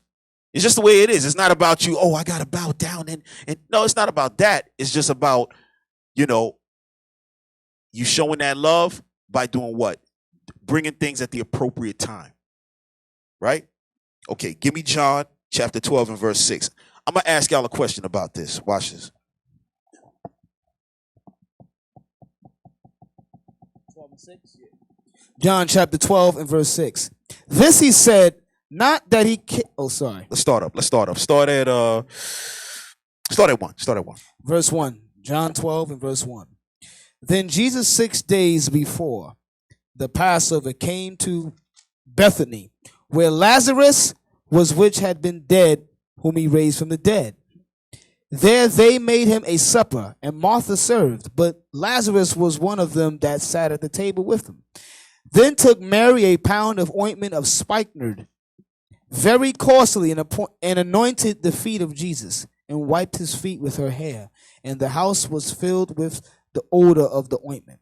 Then saith one of his disciples, Judas Iscariot, Simon's son, which should betray him, why was not this ointment sold for 300 pence and given to the poor? Then he said, not that he cared for the poor, but because he was a thief and had the bag and bare what was put therein. Now, it says here, he didn't say it because he cared about the poor. It said that he was a thief and he had the bag. Do we not say that today? Yo, get the bag. That means go after the money. So he had the bag with the money in it. Christ knew that he was a thief. Why did Christ give him the bag? There was 12 disciples there. He said, give Judas the bag. Why he gave it to him? Shemariah.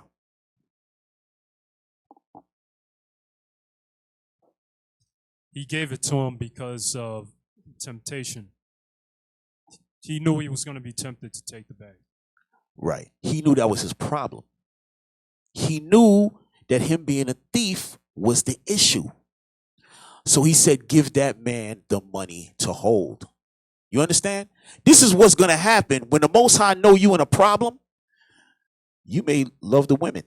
All men love women, right? But certain men, they use that as their manhood, their badge. Like, I must go after women. I got to have 2, 3. They on that. Now they in the truth. You come to us, we like, bro, them days is over. You like, damn. All right. I got to have one wife. Okay. So maybe you might have one wife already, but you always had 2, 3 things on the outside. So now you buckle down. You with your wife, you're good. You're in the scriptures, you're good. Boom, everything's working smooth. Now, one day, you out and about. And here comes whatever you like. Booty, whatever woman you like. And here it is. Who's really seeing me? This is the first thought. Can I get away with this? This is your first thought. Now, you either going to do or not do. This is what Christ did to Judas. Give him the bag. And he was a thief. So he was like, yo, what you giving it to her? Boom, boom, boom. We could, sell this much. Because he know once he sell that oil, how much you sold the oil for? Well, I sold it for 17 cents. Really, he sold it for 25. But Judas already took his piece. Oh, 1 for you, 1 for me. 2 for you, 1, 2 for me. That's how Judas was moving. But what Christ did, gave him the power. Judas was out there healing people. You healed. You healed. No, you ain't Israel. You healed. He had all the power. So don't think. That's why we always got to be mindful. We got to stay on top of ourselves, examine ourselves daily. That's why Paul said, I die daily. We got to always examine ourselves. Because Christ gave the man who was a thief the money. Do you know anybody who's a thief and you're going to give them your bank account numbers? Would you? Hey, hold my ATM card for me. What's this on the back? Oh no, that's my PIN number. All right, but just hold it for me. You know what I mean? Sometimes I don't remember my PIN number. You know this a thief. Okay. All right. Yeah, I'm gonna hold that. Obviously, she don't need everything in here. She wouldn't have gave it to me. Click. $40. It's simple like that. All right. So understand when as y'all move around, these are the things that you're going to be going through. But from the other side of it, being the judge or being the prophet, notice how Christ dealt with his people. We've seen that go on in here. Not as far as the thief thing. I don't know about that. Not so much that. But if a brother got a problem, oh, I remember that. Yeah. Oh, that was crazy. But yeah, we didn't know, brothers didn't know he had that spirit on him and he went bananas. He stole crazy money. Obviously, he was gone. You know what I'm saying? We got rid of that. The brother did a class about money is the root, the love of money is the root of all evil. Then like the next couple of weeks, this brother stole, about thousands of dollars. We were like, I thought the love of money was the root of all evil. That's heavy. Brother ripped the money in the video and everything, ripped it up. Just ripped it up. Right. And he was dealing with it. He was dealing with a problem. At the same time. Right. But instead of him, he was made, I remember him now. He was made the head over a camp. Yeah, over a school. Yep. So he probably started thinking, they're going to pull me down. So instead of him coming forth and saying, I'm not good with money, have somebody else handle the money, it would have been simple like that. He would have still been the head. All right, we going because within all the bodies, you got people with different skill sets. Some people is good with money. They just naturally know how to handle it, know how to move it. You don't got to worry about them taking a quarter. They just not into that. They're into watching the money move around. They love it. They love handling it. They love dealing with it, watching it grow. These are the people that you put in those positions. Not everybody has that skill. So if the brother was honest with himself, he would have said, Bishop, I'm not really good. He didn't even have to say he was a thief. All he had to say was, I'm not good with the money. Can I let another brother or somebody be the treasurer? Or maybe y'all can handle it from there? Or it was many ways to deal. But he didn't do that. And he wound up just taking the money, paying all his house bills, his electricity. He thought he was really running a regular church. This dude was paying car notes. Man, I totally forgot about that. I'm glad you brought that. He was paying electricity, rent, mortgage. Yo, wow. It was crazy. And there was no reason. Brothers, just come and bring it forth. That's it. Bring the problem. It ain't got to be announced to everybody. Just come with one brother and say something. And that's it. We're going to deal. Okay, bro, come on. Let's deal. Sis, let's deal. Right. We won't put your problem that you're dealing with on Front Street. We won't do that. But once the sin is committed and you was wicked, then we got to put you on Front Street because, that was wicked what you did. You stole from God's people, poor people at that. Made a profit off of poor people. That's how we look. That's what Judas Iscariot was doing. That's the spirit he was battling. That's why it was so easy for him to get those pieces of silver. That's why it happened like that. They went right to him. You think Satan don't know Satan? Say, go to Judas. He didn't go to Thaddeus, son of Alphaeus. Nah, he ain't go to that. Nah, he ain't go there. He ain't go to the Sons of Thunder. I wanted to get into that. Sons of Thunder, right. Yeah, he ain't go to them. He ain't go to Apollos. We going into that right now, actually. We're going to go get that. He didn't go to them. He said, you know what? Apollos wasn't around. I'm sorry, I'll just throw that out there. But I'm saying the spirit on that level. They went to Judas. They knew. Yo, bro, take this and deliver Christ to us. Right then, he could have been like, deliver Christ? That's crazy. But he was so thirsty. Such a damn thief. Such a money-hungry individual. Okay? So these are the things y'all got to understand. People going to sell you out. As we grow in this truth, things are going to happen. They had us as a hate group, right? Or they have us as a hate group, things like that. Y'all going to be at work. And I told y'all stuff about that before. At work, people came up to me. You understand what I'm saying? People who's in our nation, it wasn't a problem. They didn't see a problem with it, but then I had somebody else that was trying to run around and spread. Don't worry about it. I'm just telling you, when these things happen, deal with it accordingly. Stay in the spirit. Stay in the spirit. But you just brought something up. Go to Acts chapter 18. Let me show y'all something. In order to get that discernment, that skill set, you got to have something called zeal. You have to have that zeal to do this. And it's not to be a teacher. If y'all not going to be teachers, that's fine. It ain't necessary for that. Or a soldier on the street. That ain't the only thing. There's many ways to show zeal in this truth. Okay? Some of y'all got excellent skill sets in all different type of career settings, all of that. Some of y'all might be lawyers, this, that, and the third, whatever it may be. Bring that forth. All your talents are necessary here. Everything. Bring it forth. It's not only the street. The street teaching is the most important, but everything on top of that is we need everybody's skills as well. Right? Come on. What I tell you? Who you want? I want Apollos, man. Give me Acts 18. I think it's like 20 something. 20. Yeah, this 24. Right. Okay. This is one of my favorite prophets. Yeah, man, for real. Acts 18, verse 24. And a certain Jew named Apollos, born at Alexandria, an eloquent man and mighty in the scriptures, came to Ephesus. Right. So you have Apollos. He was mighty in the scriptures and eloquent. So when he was speaking, everything was clear, was concise. He was zealous. He was mighty. So that means he's going through this thing. Yo, give me this, give me that. He was strong. Come on. This man was instructed in the way of the Lord, and being fervent in the spirit. Fervent in the spirit. He was hot. He was hot. Come on. He spake and taught diligently the things of the Lord, knowing only the baptism of John. So he only knew the baptism of John. He had not yet learned about Christ. But what he did know, he was going hard. Hard. Going real hard. Read on. And he began to speak boldly in the synagogue, whom when Aquila and Priscilla had heard, they took him unto them and expounded unto him the way of God more perfectly. Right. So they took him. Aquila and Priscilla was a married couple. right? And they did a lot for the truth, right? They brought him. They said, hold up, this brother's powerful. You're right. But he don't know Christ. We're going to put him up on that. So they said, bruh, come here. Sat him down.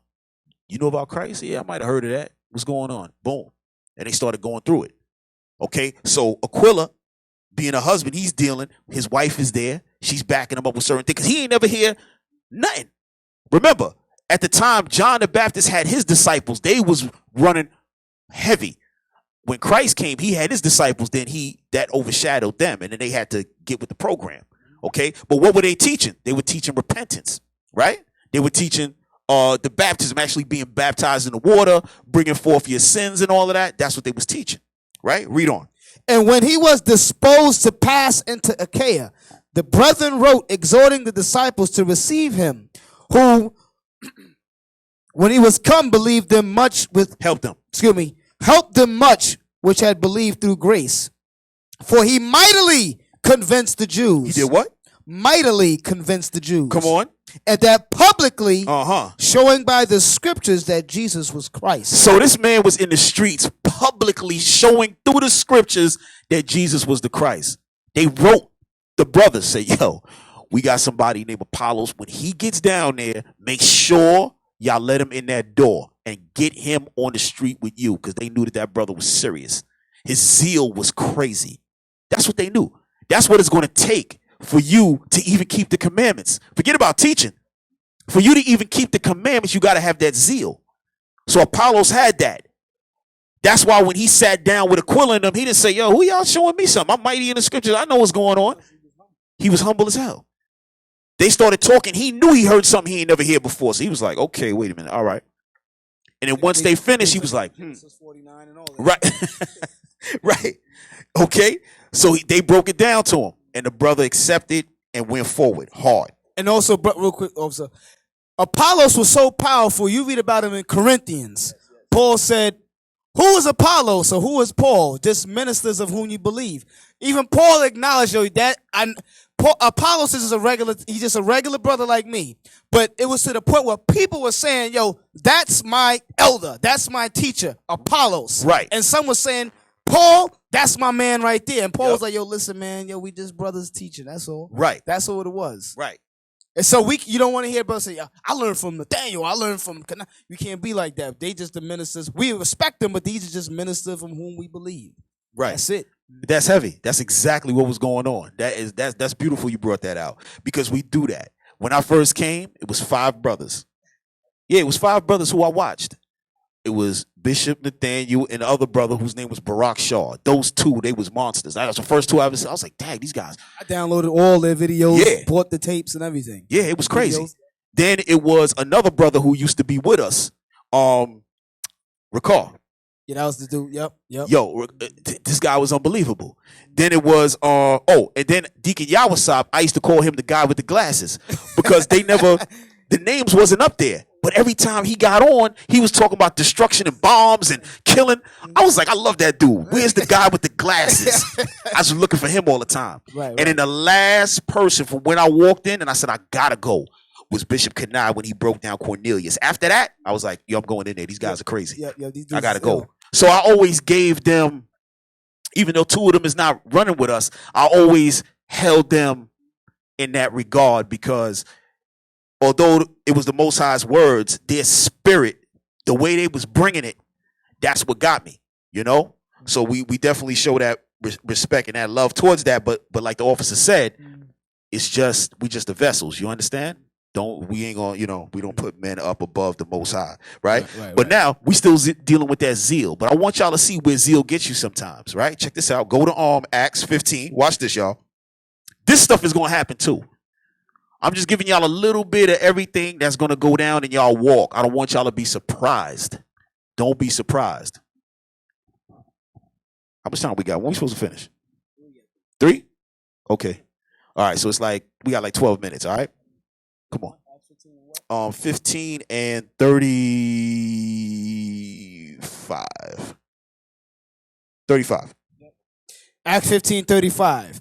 Paul also and Barnabas continued in Antioch, teaching and preaching the word of the Lord with many others also.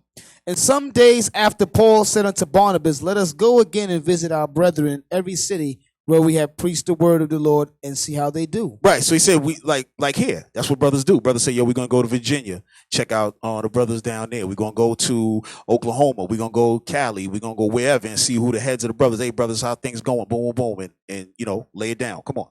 And Barnabas determined to take with them John, whose surname was Mark. But Paul thought not good to take him with them, who departed from them from Pamphylia, and went not with them to the work. Right. So Barnabas wanted to take John, who his surname was Mark. I mean, they called him Mark. But Paul was like, nah, I don't want him to come. He wasn't with us before. I don't want him there. Read on. And the contention was so sharp between them that they departed asunder one from the other. So they started arguing about this brother coming or not coming so hard that they just said, you know what, man, I ain't going nowhere with you. All right. And these are the brothers who's teaching. These was the most humble brothers, the most brothers with zeal. They was going hard with each other a long time. But now when it was time for the brother, he said, yo, let's bring that brother Mark. Mark is good. Nah, I don't want him here. Why you don't want him? Nah, I don't really like his style. Nah, but I'm telling you, Mark is good. Nah, I don't care what you telling me. I don't want him here. What you mean you don't want him here? There you go. Now it's set off. That's what was going on. So now they got beef. I don't want to see your face right now. I'm out of here. I don't give a damn who you are, Paul. I'm gone. And he left. They left. They split up. Read on. And so Barnabas took Mark and sailed unto Cyprus, and Paul chose Silas and departed, being recommended by the brethren unto the grace of God.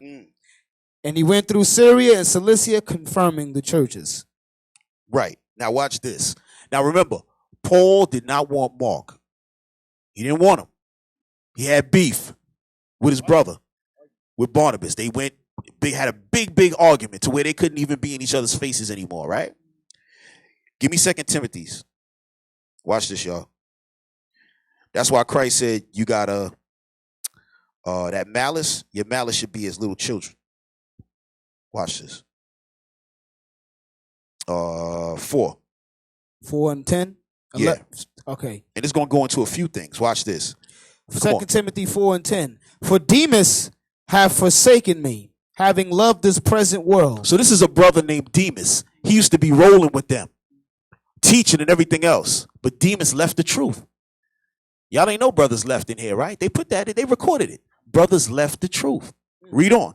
Having loved this present world, and is departed unto Thessalonica, Crescens to Galatia, Titus unto Dalmatia. What is the book after 2 Timothy's? Anybody can tell me? Titus. That same Titus, he left the truth. So here we are. We reading the book of Titus. Titus ain't even going to be in the kingdom, most likely. He broke out. Titus said, yo, you know what, man? I like these chicks again. I like this money out here. Yeah, I like this Roman world. I'm gone. This is what you're reading. He left. Read on. Only Luke is with me. Only Luke, come on. Take Mark and bring him with thee. Take who? Mark and bring him with me. Remember before he didn't want Mark? He had a big argument with Barnabas. He didn't have nothing to do with Mark. But now, guess what? Mark stood up over the course of time. The dudes that left, he proved himself over the dudes that was rolling with Paul in the beginning. Exactly. Paul was rolling with them brothers. Demas, Titus, that was his team. Now I'm rolling with them. Mark, yo, get him out my face. Demas, Titus, all of them is gone. Paul said, oh yeah, by the way, bring Mark. Because Mark was about his work. But again, this is stuff over time. This is why scriptures say, be in malice as little children. Because we mad at each other right now, but kids, they mad at each other, and then 2 minutes later, they start playing again. That's how Christ said we got to be with each other. Okay? Sometimes it ain't that easy. Okay? Sometimes things got to get worked out a little bit more before we start playing again. Yep. But let's work it out. All right? Come on. For he is profitable to me for the ministry. He even went as far as to say, Mark is profitable to me. He even went that far. All right? Letting you know this is what it is. Things happen. That's why we were reading before about somebody having envy or somebody with a problem. You don't go to them. Guess what? At the end, that might dissipate. But just stay away from. That's what the Lord. No. Don't deal with them now. They're gonna get themselves. If they get themselves together, they get themselves together. But don't deal with them now. All right. You good, brother? Sit on that. Well, So y'all understand that? That's why we read. That's why I be telling brothers, and you hear the teachers say, read the book of Acts. When you read, you wouldn't even know why he would say take Mark and all of that. If you see how it go clear together when you precept it together, Right. it's that is to me when I first read that and I first heard the Acts one first, then this, it made it so clear to me and it felt better reading it. But if I would have read this first, I wouldn't know why he even mentioned his Mark's name. But now you read Right. Acts now, like, oh, this is why he mentioned Mark's name because Mark, that was the dude Paul wasn't trusting like that. Right. Right. Because it's like that. Because in a camp situation, like I'll call it a camp situation, it's certain brothers who you know they real serious. And we know any topic on the street we good with. So now you say, yo, this young brother, he been coming to, let's say, Camp 101. You know, we should bring him out with us. First thing everybody gonna say is bring him out for what? Like, what was going on? Oh, nah. You know, he's all right, he's good. Okay. We ain't really gonna battle because we trust what a brother's opinion is. You know, depends. Again, if Sometimes we, like, yo, that dude? Nah, I know this dude personally. Don't bring him to camp. that does you may happen. not know. Yeah, that does happen. That does happen. That does happen sometimes, but Right. most of the time we trust like brothers. Yeah, because you're gonna be made manifest in the camp anyway. You know what I mean? Something's gonna come out and it's gonna show you. It ain't so much us. It's gonna make you start to reconsider whether you should be out there, and then you yourself are gonna pull back and say, "All right, let me get myself a little bit stronger and then come back out." You know? All right. So was that it? I think that was it, man. I had some other stuff, but I think we kind of got the message. You know, we got the respect of persons, and we got the judgment, and we got the zeal, and any questions? We got like 5 minutes. Oh, let me say this to y'all too. If anybody, the deacons wanted us to let y'all know that if y'all want to stay for the next class, y'all can stay. All right. It's not like you know, most times when y'all can't stay. So if y'all do want to stay, it's gonna be Deacon Asaph. Deacon Asaph coming? Yeah, he's coming. Deacon Asaph, Deacon Asaph, and who else? That's it? I think that's it. Deacon Asaph and Deacon Asaph. Yeah. So they got a class later. So if y'all want to stay, y'all can stay. All right. Any questions, y'all? Yes, bro. Come on.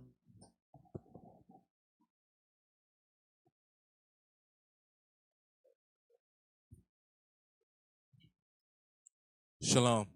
Shalom, brother. What's your name? Jeff. Jeff? Yeah. All right, bro.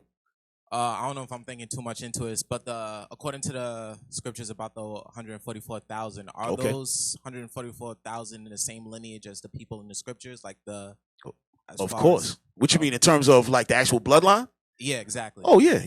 Let's go get that real quick. Let me read that to you. Okay, that's Revelations chapter 7. Okay. Verse 4. And it says, and I heard the number of them which was sealed, and there was sealed 144,000 of all the tribes of the children of Israel. So that's your answer right there. Okay. As you read down, every tribe has 12,000 coming out of them. Okay. So the 144 is 12,000 times 12. That's 144, all from the nation of Israel. Okay. So it's not from, you know, a good Christian who's Filipino or something like that. You understand? He would just obey the laws of God. No, he's not. No, he's not 144. The 144 is strictly from Israel, as you read here in chapter 4. And then it goes on and expounds in the chapter, in the verses going down. And then if this part messes you up when it says, after this I beheld, and lo, a great multitude which no man could number, of all nations and kindreds and people and tongues, that's still talking about the Israelites that are scattered. Okay, within all the nations. You can find that in 2nd Ezra chapter 2 talks about that. And yeah, Hosea chapter 1, okay, verses 10 and 11, I believe. All right. So that's what it goes into. But maybe another class we'll deal with that. But definitely the 144 is Israel. No question. Any other questions? Hey, brother Jeff, what made you ask that?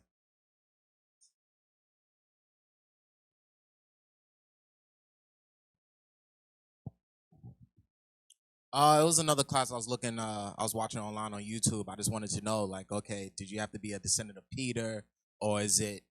That's why I was confused about, like, why the 144? Did they come? Is it based on a certain lineage of the people that was in the Bible. Like you had to be in that bloodline of that person in that scripture to be part of that 144. You said you were watching a class? Yeah, so that's why they was talking about Revelations and the whole. What class? IUIC or you talking about something else? No, it's IUIC. I don't remember the class. Oh, okay. It was just something different. Yeah, Exactly. because we would never messed up on that, bro. Okay. Yeah, Also, we looking for that day. Come on.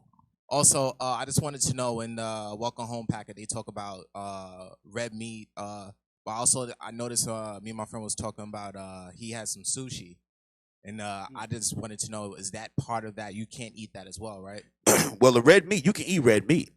Red meat being beef and all of that. You have to cook it. It has to be well done. It can't be bloody. Right. That's what that scripture's talking goes about. with like fish as well. Fish, you have to have the right fish. You have to have fish with only fins and scales. All right? That's in the Welcome Home packet. All right, let's get that real quick. I'm sorry, y'all. I know all y'all know this, but, that's our family. Right? Leviticus 11. The thing with sushi is you don't know what kind of fish they're using. That's the problem. Huh? It's mostly tuna? Okay. All right, that's what they saying. But I don't really, you know what I mean? I wouldn't tell y'all to go eat that because Moab would put anything together. That's how they move. And Ammon, yep. Yeah, they put anything together. Oh, this is tuna. Yeah, all right. Leviticus chapter 11 and verse 10.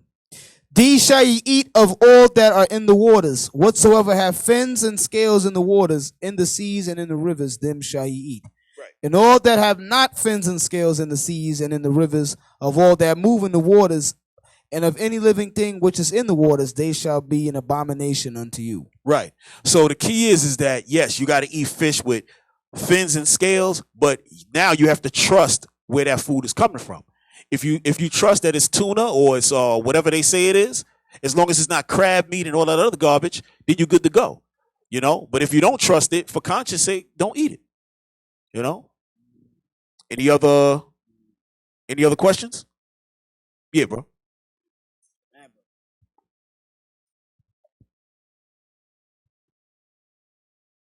Yeah, shalom. Pardon me. Yeah, bro. Yeah, about that topic with when it says like if you hear something, if you don't say something about it, like does it mean like you have to tell somebody else or you just gotta tell the person who you heard it from or it's concerning? Well, you're going to have different situations, right? So now within the body, let's get something straight, right? So within the body, let's say, for instance, whatever, you see a brother, and like the situation we brought out with adultery, we'll stick there, right? Or you think it might be something. Maybe you'll approach the brother, but let's say it is something. Let's say you see the brother kiss a woman, you know that his wife is not that woman. You go to that man. You say, yo, brother, I seen you, X, Y, and Z, blah, blah, blah, blah, right? He might fight you on it, whatever. But then it's your job to let brothers know. But in reality, we only going to be able to judge the matter with 2 or 3 witnesses. That's the key. It has to be witnesses there. So it might be that you tell brothers, but we can't really do anything because there's not enough witnesses there. It's your word against his. You understand? So certain times we're going to have to let it play out, let it rock, and we'll watch. So like if somebody say to me like, yo, yeah, bro, yeah, I still smoke weed and all that, I'm like, all right, yo, bro, you off. Like, why you telling me that? Like, am I supposed to tell somebody else or just let them know they off? It might be good to say something. But you let him know you going off, right? But then say, yo, I'm gonna take this to another brother so they can help you with it. Because at the end of the day, they gotta stop doing it. So it shouldn't be a problem for that man if you saying, listen, I'm gonna go tell these brothers over here so they can help you with that. You know what I'm saying? Because you might have had a problem with something else. You might say, hey, listen, I had a problem with X. It was no sense to me hiding it. These brothers helped me. They gave me certain scriptures, and I fought through it. So that's what we got to do with you. Right. Because I'm trying to figure out, like, is that like if I just say something to the brother, don't say nothing to somebody else, is that like me going? Am I like? I see what you're saying. Of the judgment of like basically bearing that iniquity, like did I do what I was supposed to do, or am I supposed to? Well, I'll say this. If you speak to the brother and you tell him, well, listen, bro, we ain't supposed to do that, man. You got to try to. Maybe you might not bring that right away. But let's say it's not that you're trying to hide it, but let's say you're trying to give that brother some time. Right. But then again, I would just tell you it's best to just bring it to somebody else so he could get help with it. Because obviously he's still fighting it. So just give it to someone. Say, bro, I'm gonna put you on to officer such and such, and and let him be upset. If he's gonna be upset, then let him be upset. All right. Also, Christ spoke about the weightier matters of the law. So there's certain issues where it has to be brought out. Like if it's adultery, fornication, basically the sins that you read about in 1 Corinthians chapter 5, that has to be brought out. Those sins in 1 Corinthians, let me just read that real quick. 1 Corinthians 5 or 6. No, I'm talking about the reasons why we kick people out. 1 Corinthians, I think it's 5. 5 and 11. It says, but now I have written unto you not to keep company of any man that is called a brother. That's a brother in the truth. A brother meaning he's in the word laboring with us. He going to camp with us, or he in the class with us. He breaking bread, wine. He in the school. Be a fornicator. So if the brother revealed to you, yo, listen, I dealt with this prostitute, or I dealt with some sister at the job, that has to be brought out. That's not something between you and me. That has to be brought out. Or covetous. It could be a situation like that brother that stole all that money. That has to be brought out. Or an idolater. It could be a situation where he got a wife at home, and he been around us for a while, and we find out his wife is still dealing with Islam or whatever. That has to be brought out. He never corrected it. We got to deal with him.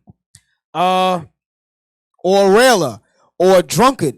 The drunkard is a brother who, the scripture says wine is a mocker, where he out of control with it. Now for example, let's say I got a drinking problem. The whole congregation does not have to know that I have a drinking problem.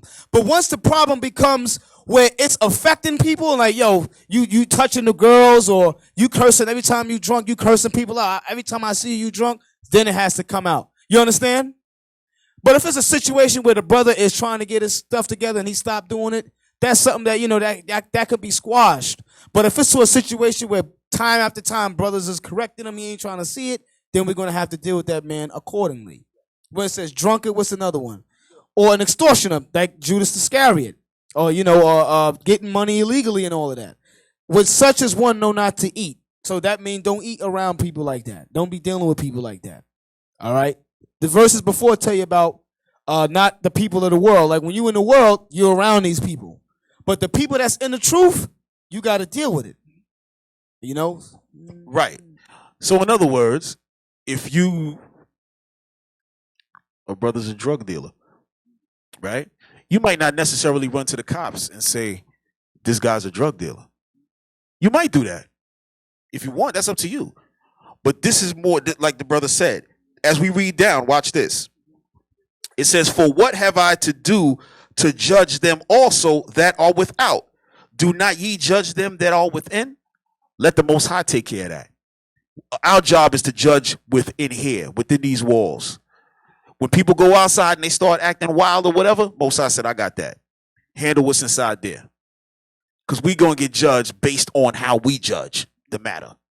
Y'all understand that? All right. Anything else? Oh, my bad. For example, let's say a brother come up to you and say, yo, listen, look, I struggle with homosexuality. Just for an example, I struggle with this.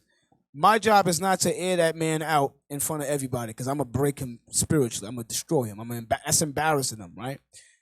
But if the brother commits the act, then I'll have to, listen, leadership, because the scripture talk about there's levels. The congregation, and you have the judgment, the brothers who deal with judgment.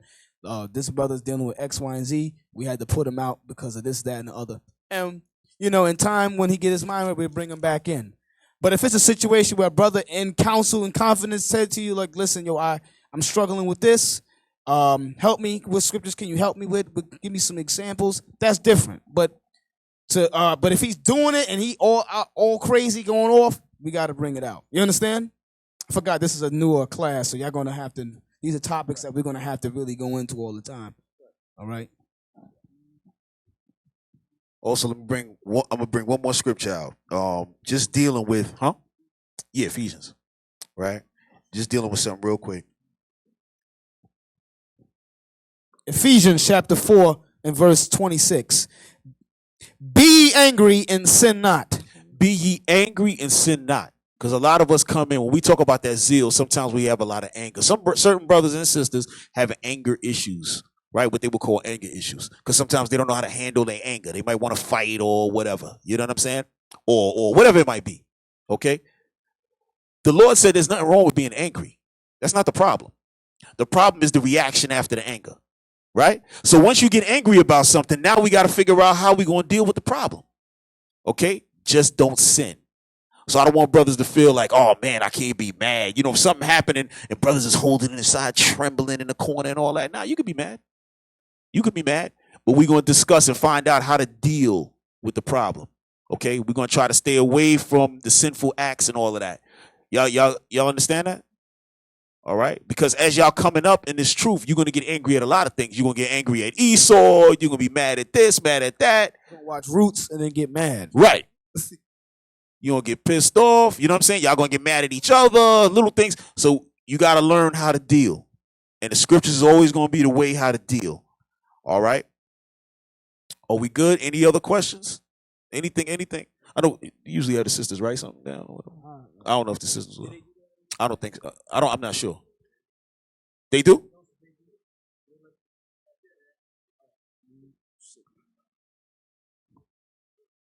Oh yeah? Okay. Huh? They shy. All right. I don't know if any sisters, they said Deacon Yawasab usually let the sisters ask questions. Is that true? All right. Y'all good? Y'all got any questions? All right. Okay.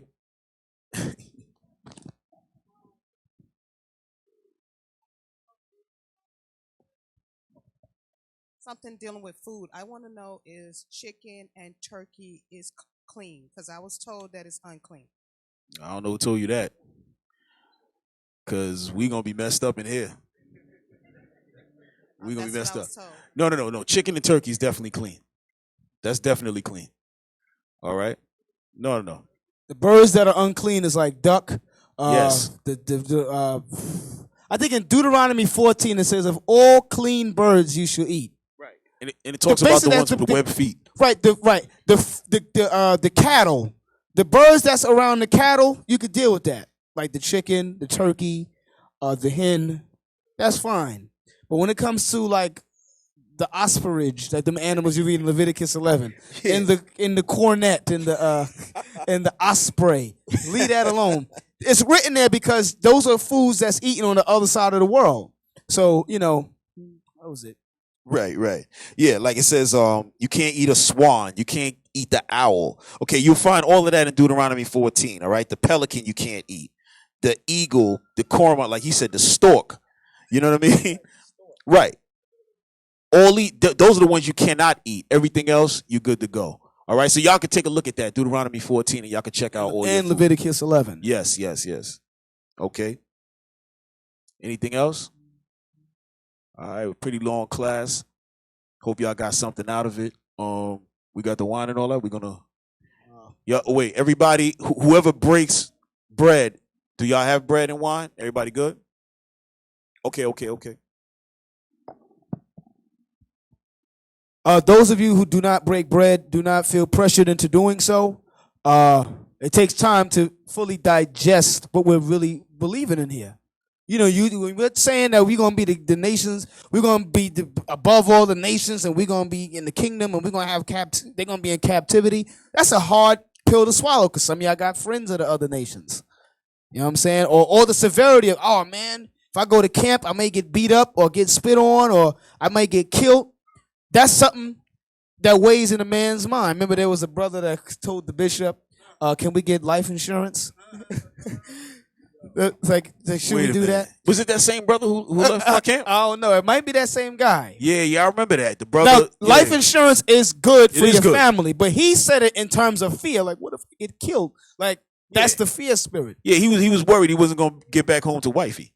Yeah, to his wife. No, it was his wife that asked the bishop, can my husband get life insurance? So his wife spoke to him, spoke on his behalf. You brothers that's married, your wife should not be speaking on your behalf at all, bruh. Unless you are mute. Yo, remember Tobit's wife? He was blind, so she had to do things. He had an excuse, and he still was shutting it down in his blindness. Like he was like, yo, where you get this money from? Like he was blasting her and all of that, and she said, no, remember your name is good, but. Hey, listen. The fastest way to make yourself look real bad in here is to have your wife come talk for you. If y'all brothers want to look bad, come do that and find out. Because we're gonna make it known. We're gonna bring that heat to you, bro. My husband wanted to know, is it okay if he can go to camp? We're gonna be like, bro, that's your wife right there? Why she asking for you? Oh no, she was just, bro. We're gonna keep bringing it up too. We're gonna have fun with that thing. We're gonna have fun with that thing, bro. All right? Because what? Although a lot of y'all, or I say a lot of us, right? Can't put myself out of it, right? A lot of us, although we came up and y'all been paying bills, y'all been having stuff and whatever, kids and all of that, a lot of y'all ain't really been manly. Y'all ain't really been men. I'm gonna keep it a buck. You ain't been men. So now, manhood is now coming. It's manhood time. So a lot of things you gotta leave alone. In the world, you would go somewhere and always has a woman as a mouthpiece. You see that today. A lot of times that would happen. You had a woman as a mouthpiece. You see the guy he's sitting in the back, had a movement. That was sometimes that was tactical. That was a tactic. Let me let the woman talk so this way somebody feel like I'm a man. They may want to come off on me hard, but if I send my woman, they're going to answer her smoothly. Sometimes that was a tactic. I see Esau, they always do that. Yeah, Esau with a woman, and they'll stand right there, and the woman comes over to you. Do you know where 45th and 5th is? I look directly at him. I'll go. Yeah, I'll be like, yo, it's down the block. You go down there. I start talking to him, but he immediately diverts his eyes because he knows what I'm trying to do. But his point is, I'm not talking to you. I already sent my spokesman. Talk to it. You deal with my spokesman. No. I'm not going to deal with your spokesman. I'm going to talk right to you. I remember Uriah was saying how he got into a car accident the other day. The man jumps out of the car. He starts talking to the man. The man starts talking to his wife. No. Is this okay? So the woman starts talking to Uriah. Uriah said, wait. I'm talking with your husband right now. No. You don't talk to him. That's horrible. All right? Or you go out to dinner with your wife or something and the waiter go to her first. Stuff like that. Like they start talking to her like she's gonna pay the bill. No, I'm dead serious because we've been brainwashed and programmed to women rule, women leadership. And I just want to make a point on that. There was an athlete, what's his dude name? LeVar Ball, the light-skinned brother. Yeah. He was on a show with the sports show, and the woman was talking to him. She on this side, the Edomite on this side. He's talking to her like this. So she was like, what do you do about your sons? Well, my sons is this, that, and the other. He's not even looking at her. Right. He's looking at the guy. Yeah. So they got mad when he did that. But like, wait a minute, they do that to us all the time. Yeah. So when it's reversed and flipped on them, they don't want to deal with that. Yeah. And sisters, don't take that as like that's something disrespectful. No, it's not. Okay. The men have to now understand their role. Everybody must play their position. The man's role, he has to assume his leadership position. And that's part of it. You have to be able to recognize when something's out of order. When the people come to the woman at the table, you know what they're doing. Because they know the woman most likely is going to try to get expensive stuff. So they talk to her. It's a tactic. That's all it is. It's just a tactic. Yeah, it's a tactic. Yeah. So as the man, you just redirect the conversation. You just start getting them used to seeing something different. It's not against the women. It's actually for you. To let people know that when you walk in, that man is a real protector. He's not just falling back. He's walking behind you. You're walking into the store. He's following you into the store. You pick up the thing and hand it to him, and then he's holding the... Come on. This is crazy. Y'all don't really even like that. Most women don't even like that.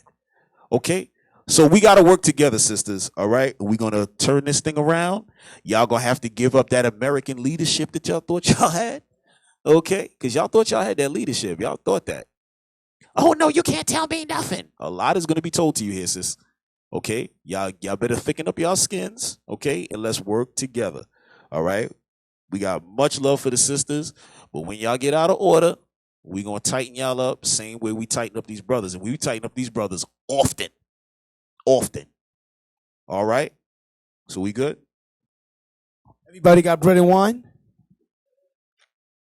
Who said no? All right, everybody good? All right. Let me read it. 1 Corinthians, 11? Thank you, sir. 23. 1 Corinthians 11:23. For I received of the Lord that which I delivered unto you, that the Lord Jesus, the same night in which he was betrayed, took bread. And when he had given thanks, he brake it and said, take, eat. This is my body, which is broken for you. This do in remembrance of me. After the same manner also he took the cup when he had supped, saying, This cup is the New Testament of my blood. This do ye as oft as ye drink it in remembrance of me. For as often as ye eat this bread and drink this cup, you do show the Lord's death till he come. Wherefore, whosoever shall eat this bread and drink this cup of the Lord unworthily shall be guilty of the body and blood of the Lord. But let a man examine himself. So let him eat of that bread and drink of that cup. For he that eateth and drinketh unworthily eateth and drinketh damnation to himself, not discerning the Lord's body. For this cause many are weak and sickly among you, and many sleep. So in the name of our Lord and Savior Jesus the Christ, we pray. Amen.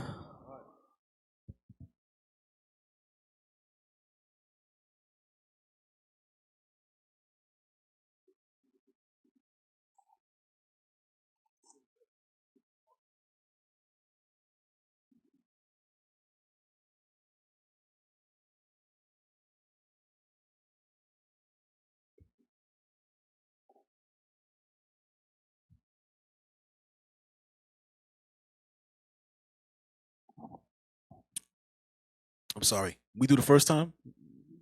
Any new people? We supposed to do that before or after? I can't remember. All right. Any new people? Y'all know how I am. You know I don't know the curriculum. Y'all know I don't know the curriculum. Okay. Oh, wow. All right. Shalom, leader. Hey, shalom, brother. What's your name, bro? Raphael. Raphael. All right. Where you coming from, bro? Upstate. Upstate where? Putnam Valley. Putnam Valley. All right. All right. All praises. How long you been watching us? About a year or so. All right. All praises, bro. What brought you in? I want the truth. All right. The truth. That's it. Lies. That's it. What tribe you from? Simeon. Simeon. We ain't got the sound effects today, brother. Our sound effects man ain't here. Hey, bro. Shalom. Shalom. Hey, bro. What's your name? Talik. Talik? Yeah. All right. All right. Old school 5%er? My father was. Okay. He wasn't in the truth. Oh, yeah. No doubt. We got one here, too. We always joke with the brother because his dad was a 5%er, so you know we don't give out his old name no more. But we used to have fun with him. But go ahead, bro. Been watching y'all for about 3 years. All right. Here with my wife also. Oh, your wife is here as well? 26 years we've been together. Oh, wow. Yeah. All praise to the Most My High, two man. sons. Okay. My daughter Ashley on this side. All right. She been here a couple months before us. Oh, all right. All right. All right. All praise to the Most Her High. husband, John, I don't know his name in the camp though. Right? Oh, all right, Yeah, all right, yeah. Jan. Okay, okay. All praise to the Most High. That's what's up. Hey, bro, it's good to see you, man. Yes, For real. I'm 3 years you been watching? 3 years we've been watching. And where you coming in from? Where you live? From Brooklyn. From Brooklyn. Yeah, Come Brooklyn. on, bro. Yeah. Where at in Brooklyn?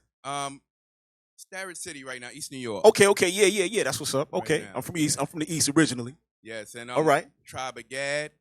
Tribe of Gad. All right. Yes. You know what I mean? Gad. Yeah. Hey, like Deacon Asaph likes to say, welcome home. These are your two sons right here, right? What's your name, brothers? Shalom. I'm also Talik. Talik? Yeah. All right, bro. What's your brother's name? Tykim. Tykim? Yeah. Oh, man. Hey, listen, y'all. When we was kids, those was the names.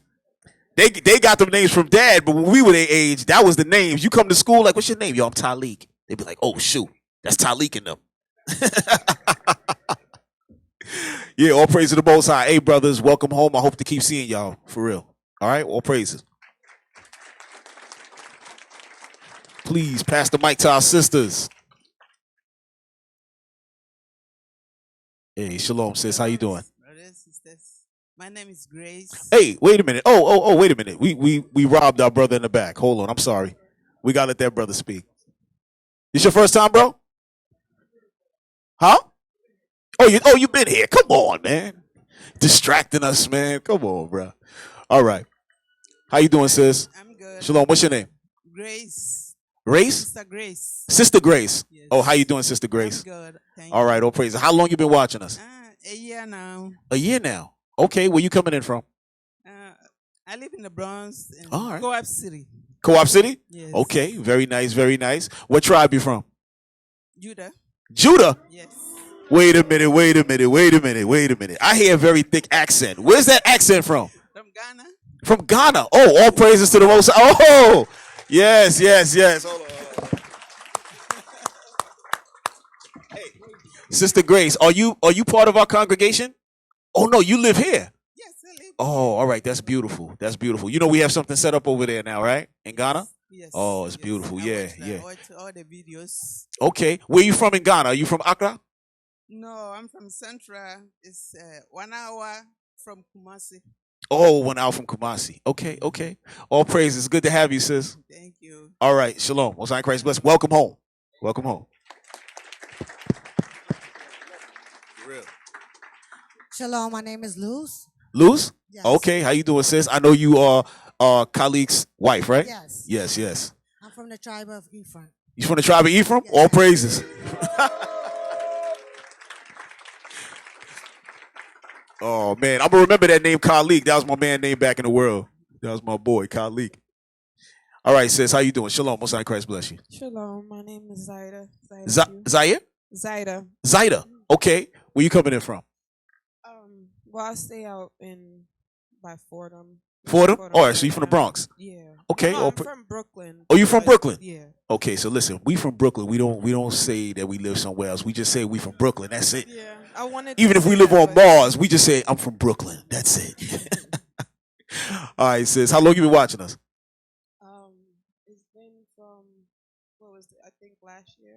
Since last year? Yeah. All right, all right, all right. I've been through a lot of battles, Okay. from changing, with All right. sin and Oh yeah. a lot of sacrifice and That's what it takes, sister. We gotta carry that cross. Are you married? Yeah. Okay, so where's your husband?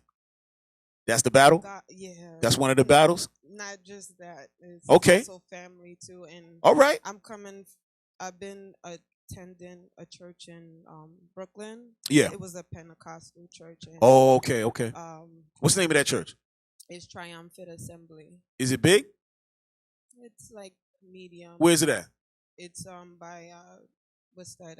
52nd Rutland Road. Oh, 52nd and Redland. Okay, that's over by me. I thought it was one of the more bigger churches because we used to bomb them churches constant. Yeah. I see you. I also see you guys. When Yeah, out yeah, there. for real. That was fun. Yeah. We had to get our people up out of there, huh? Yes. Thank you, brother. We got to clear that up. Yes. Oh, my. Wow. That's true. Yes. Not a literal bomb. We're talking about the scriptures. And oh, man. We got to clear it up. It's true. I've been in, like Pentecostal churches for a long time. Okay. And, I've always seen things like, I was always into the word and I Right. would see things that they're doing that is not applying to the word and I Right. was confused. Right. And like, right now I'm like going through something like that's probably, I don't know if you see me crying, but I'm going through something because. All right. So let's talk. Let's talk afterwards. Yeah. All right. You come up. But all praise. What tribe you from? I believe it's Judah. You from Judah? Where's your father from? Well, he's Okay. black. All right. All right. So you Judah. I thought maybe you was Benjamin because where you lived at. Judah. All right. All praises, sis. Welcome home. All right. We'll talk later. All right. So we good? No more new people? All right. Okay. Okay. All right. So we let him do. All right. All right. So that's it. Come on. And brother. finally, my brethren, be strong in the Lord. His what? His what? His what? His what? All praises. All praises. We ain't got our sound effects. All right. So anybody who wants to stay for Deacon Asaph and Deacon Yawasab's class, they told us personally to let y'all know y'all are welcome. All right. So if y'all want to take a break, go outside, whatever, relax until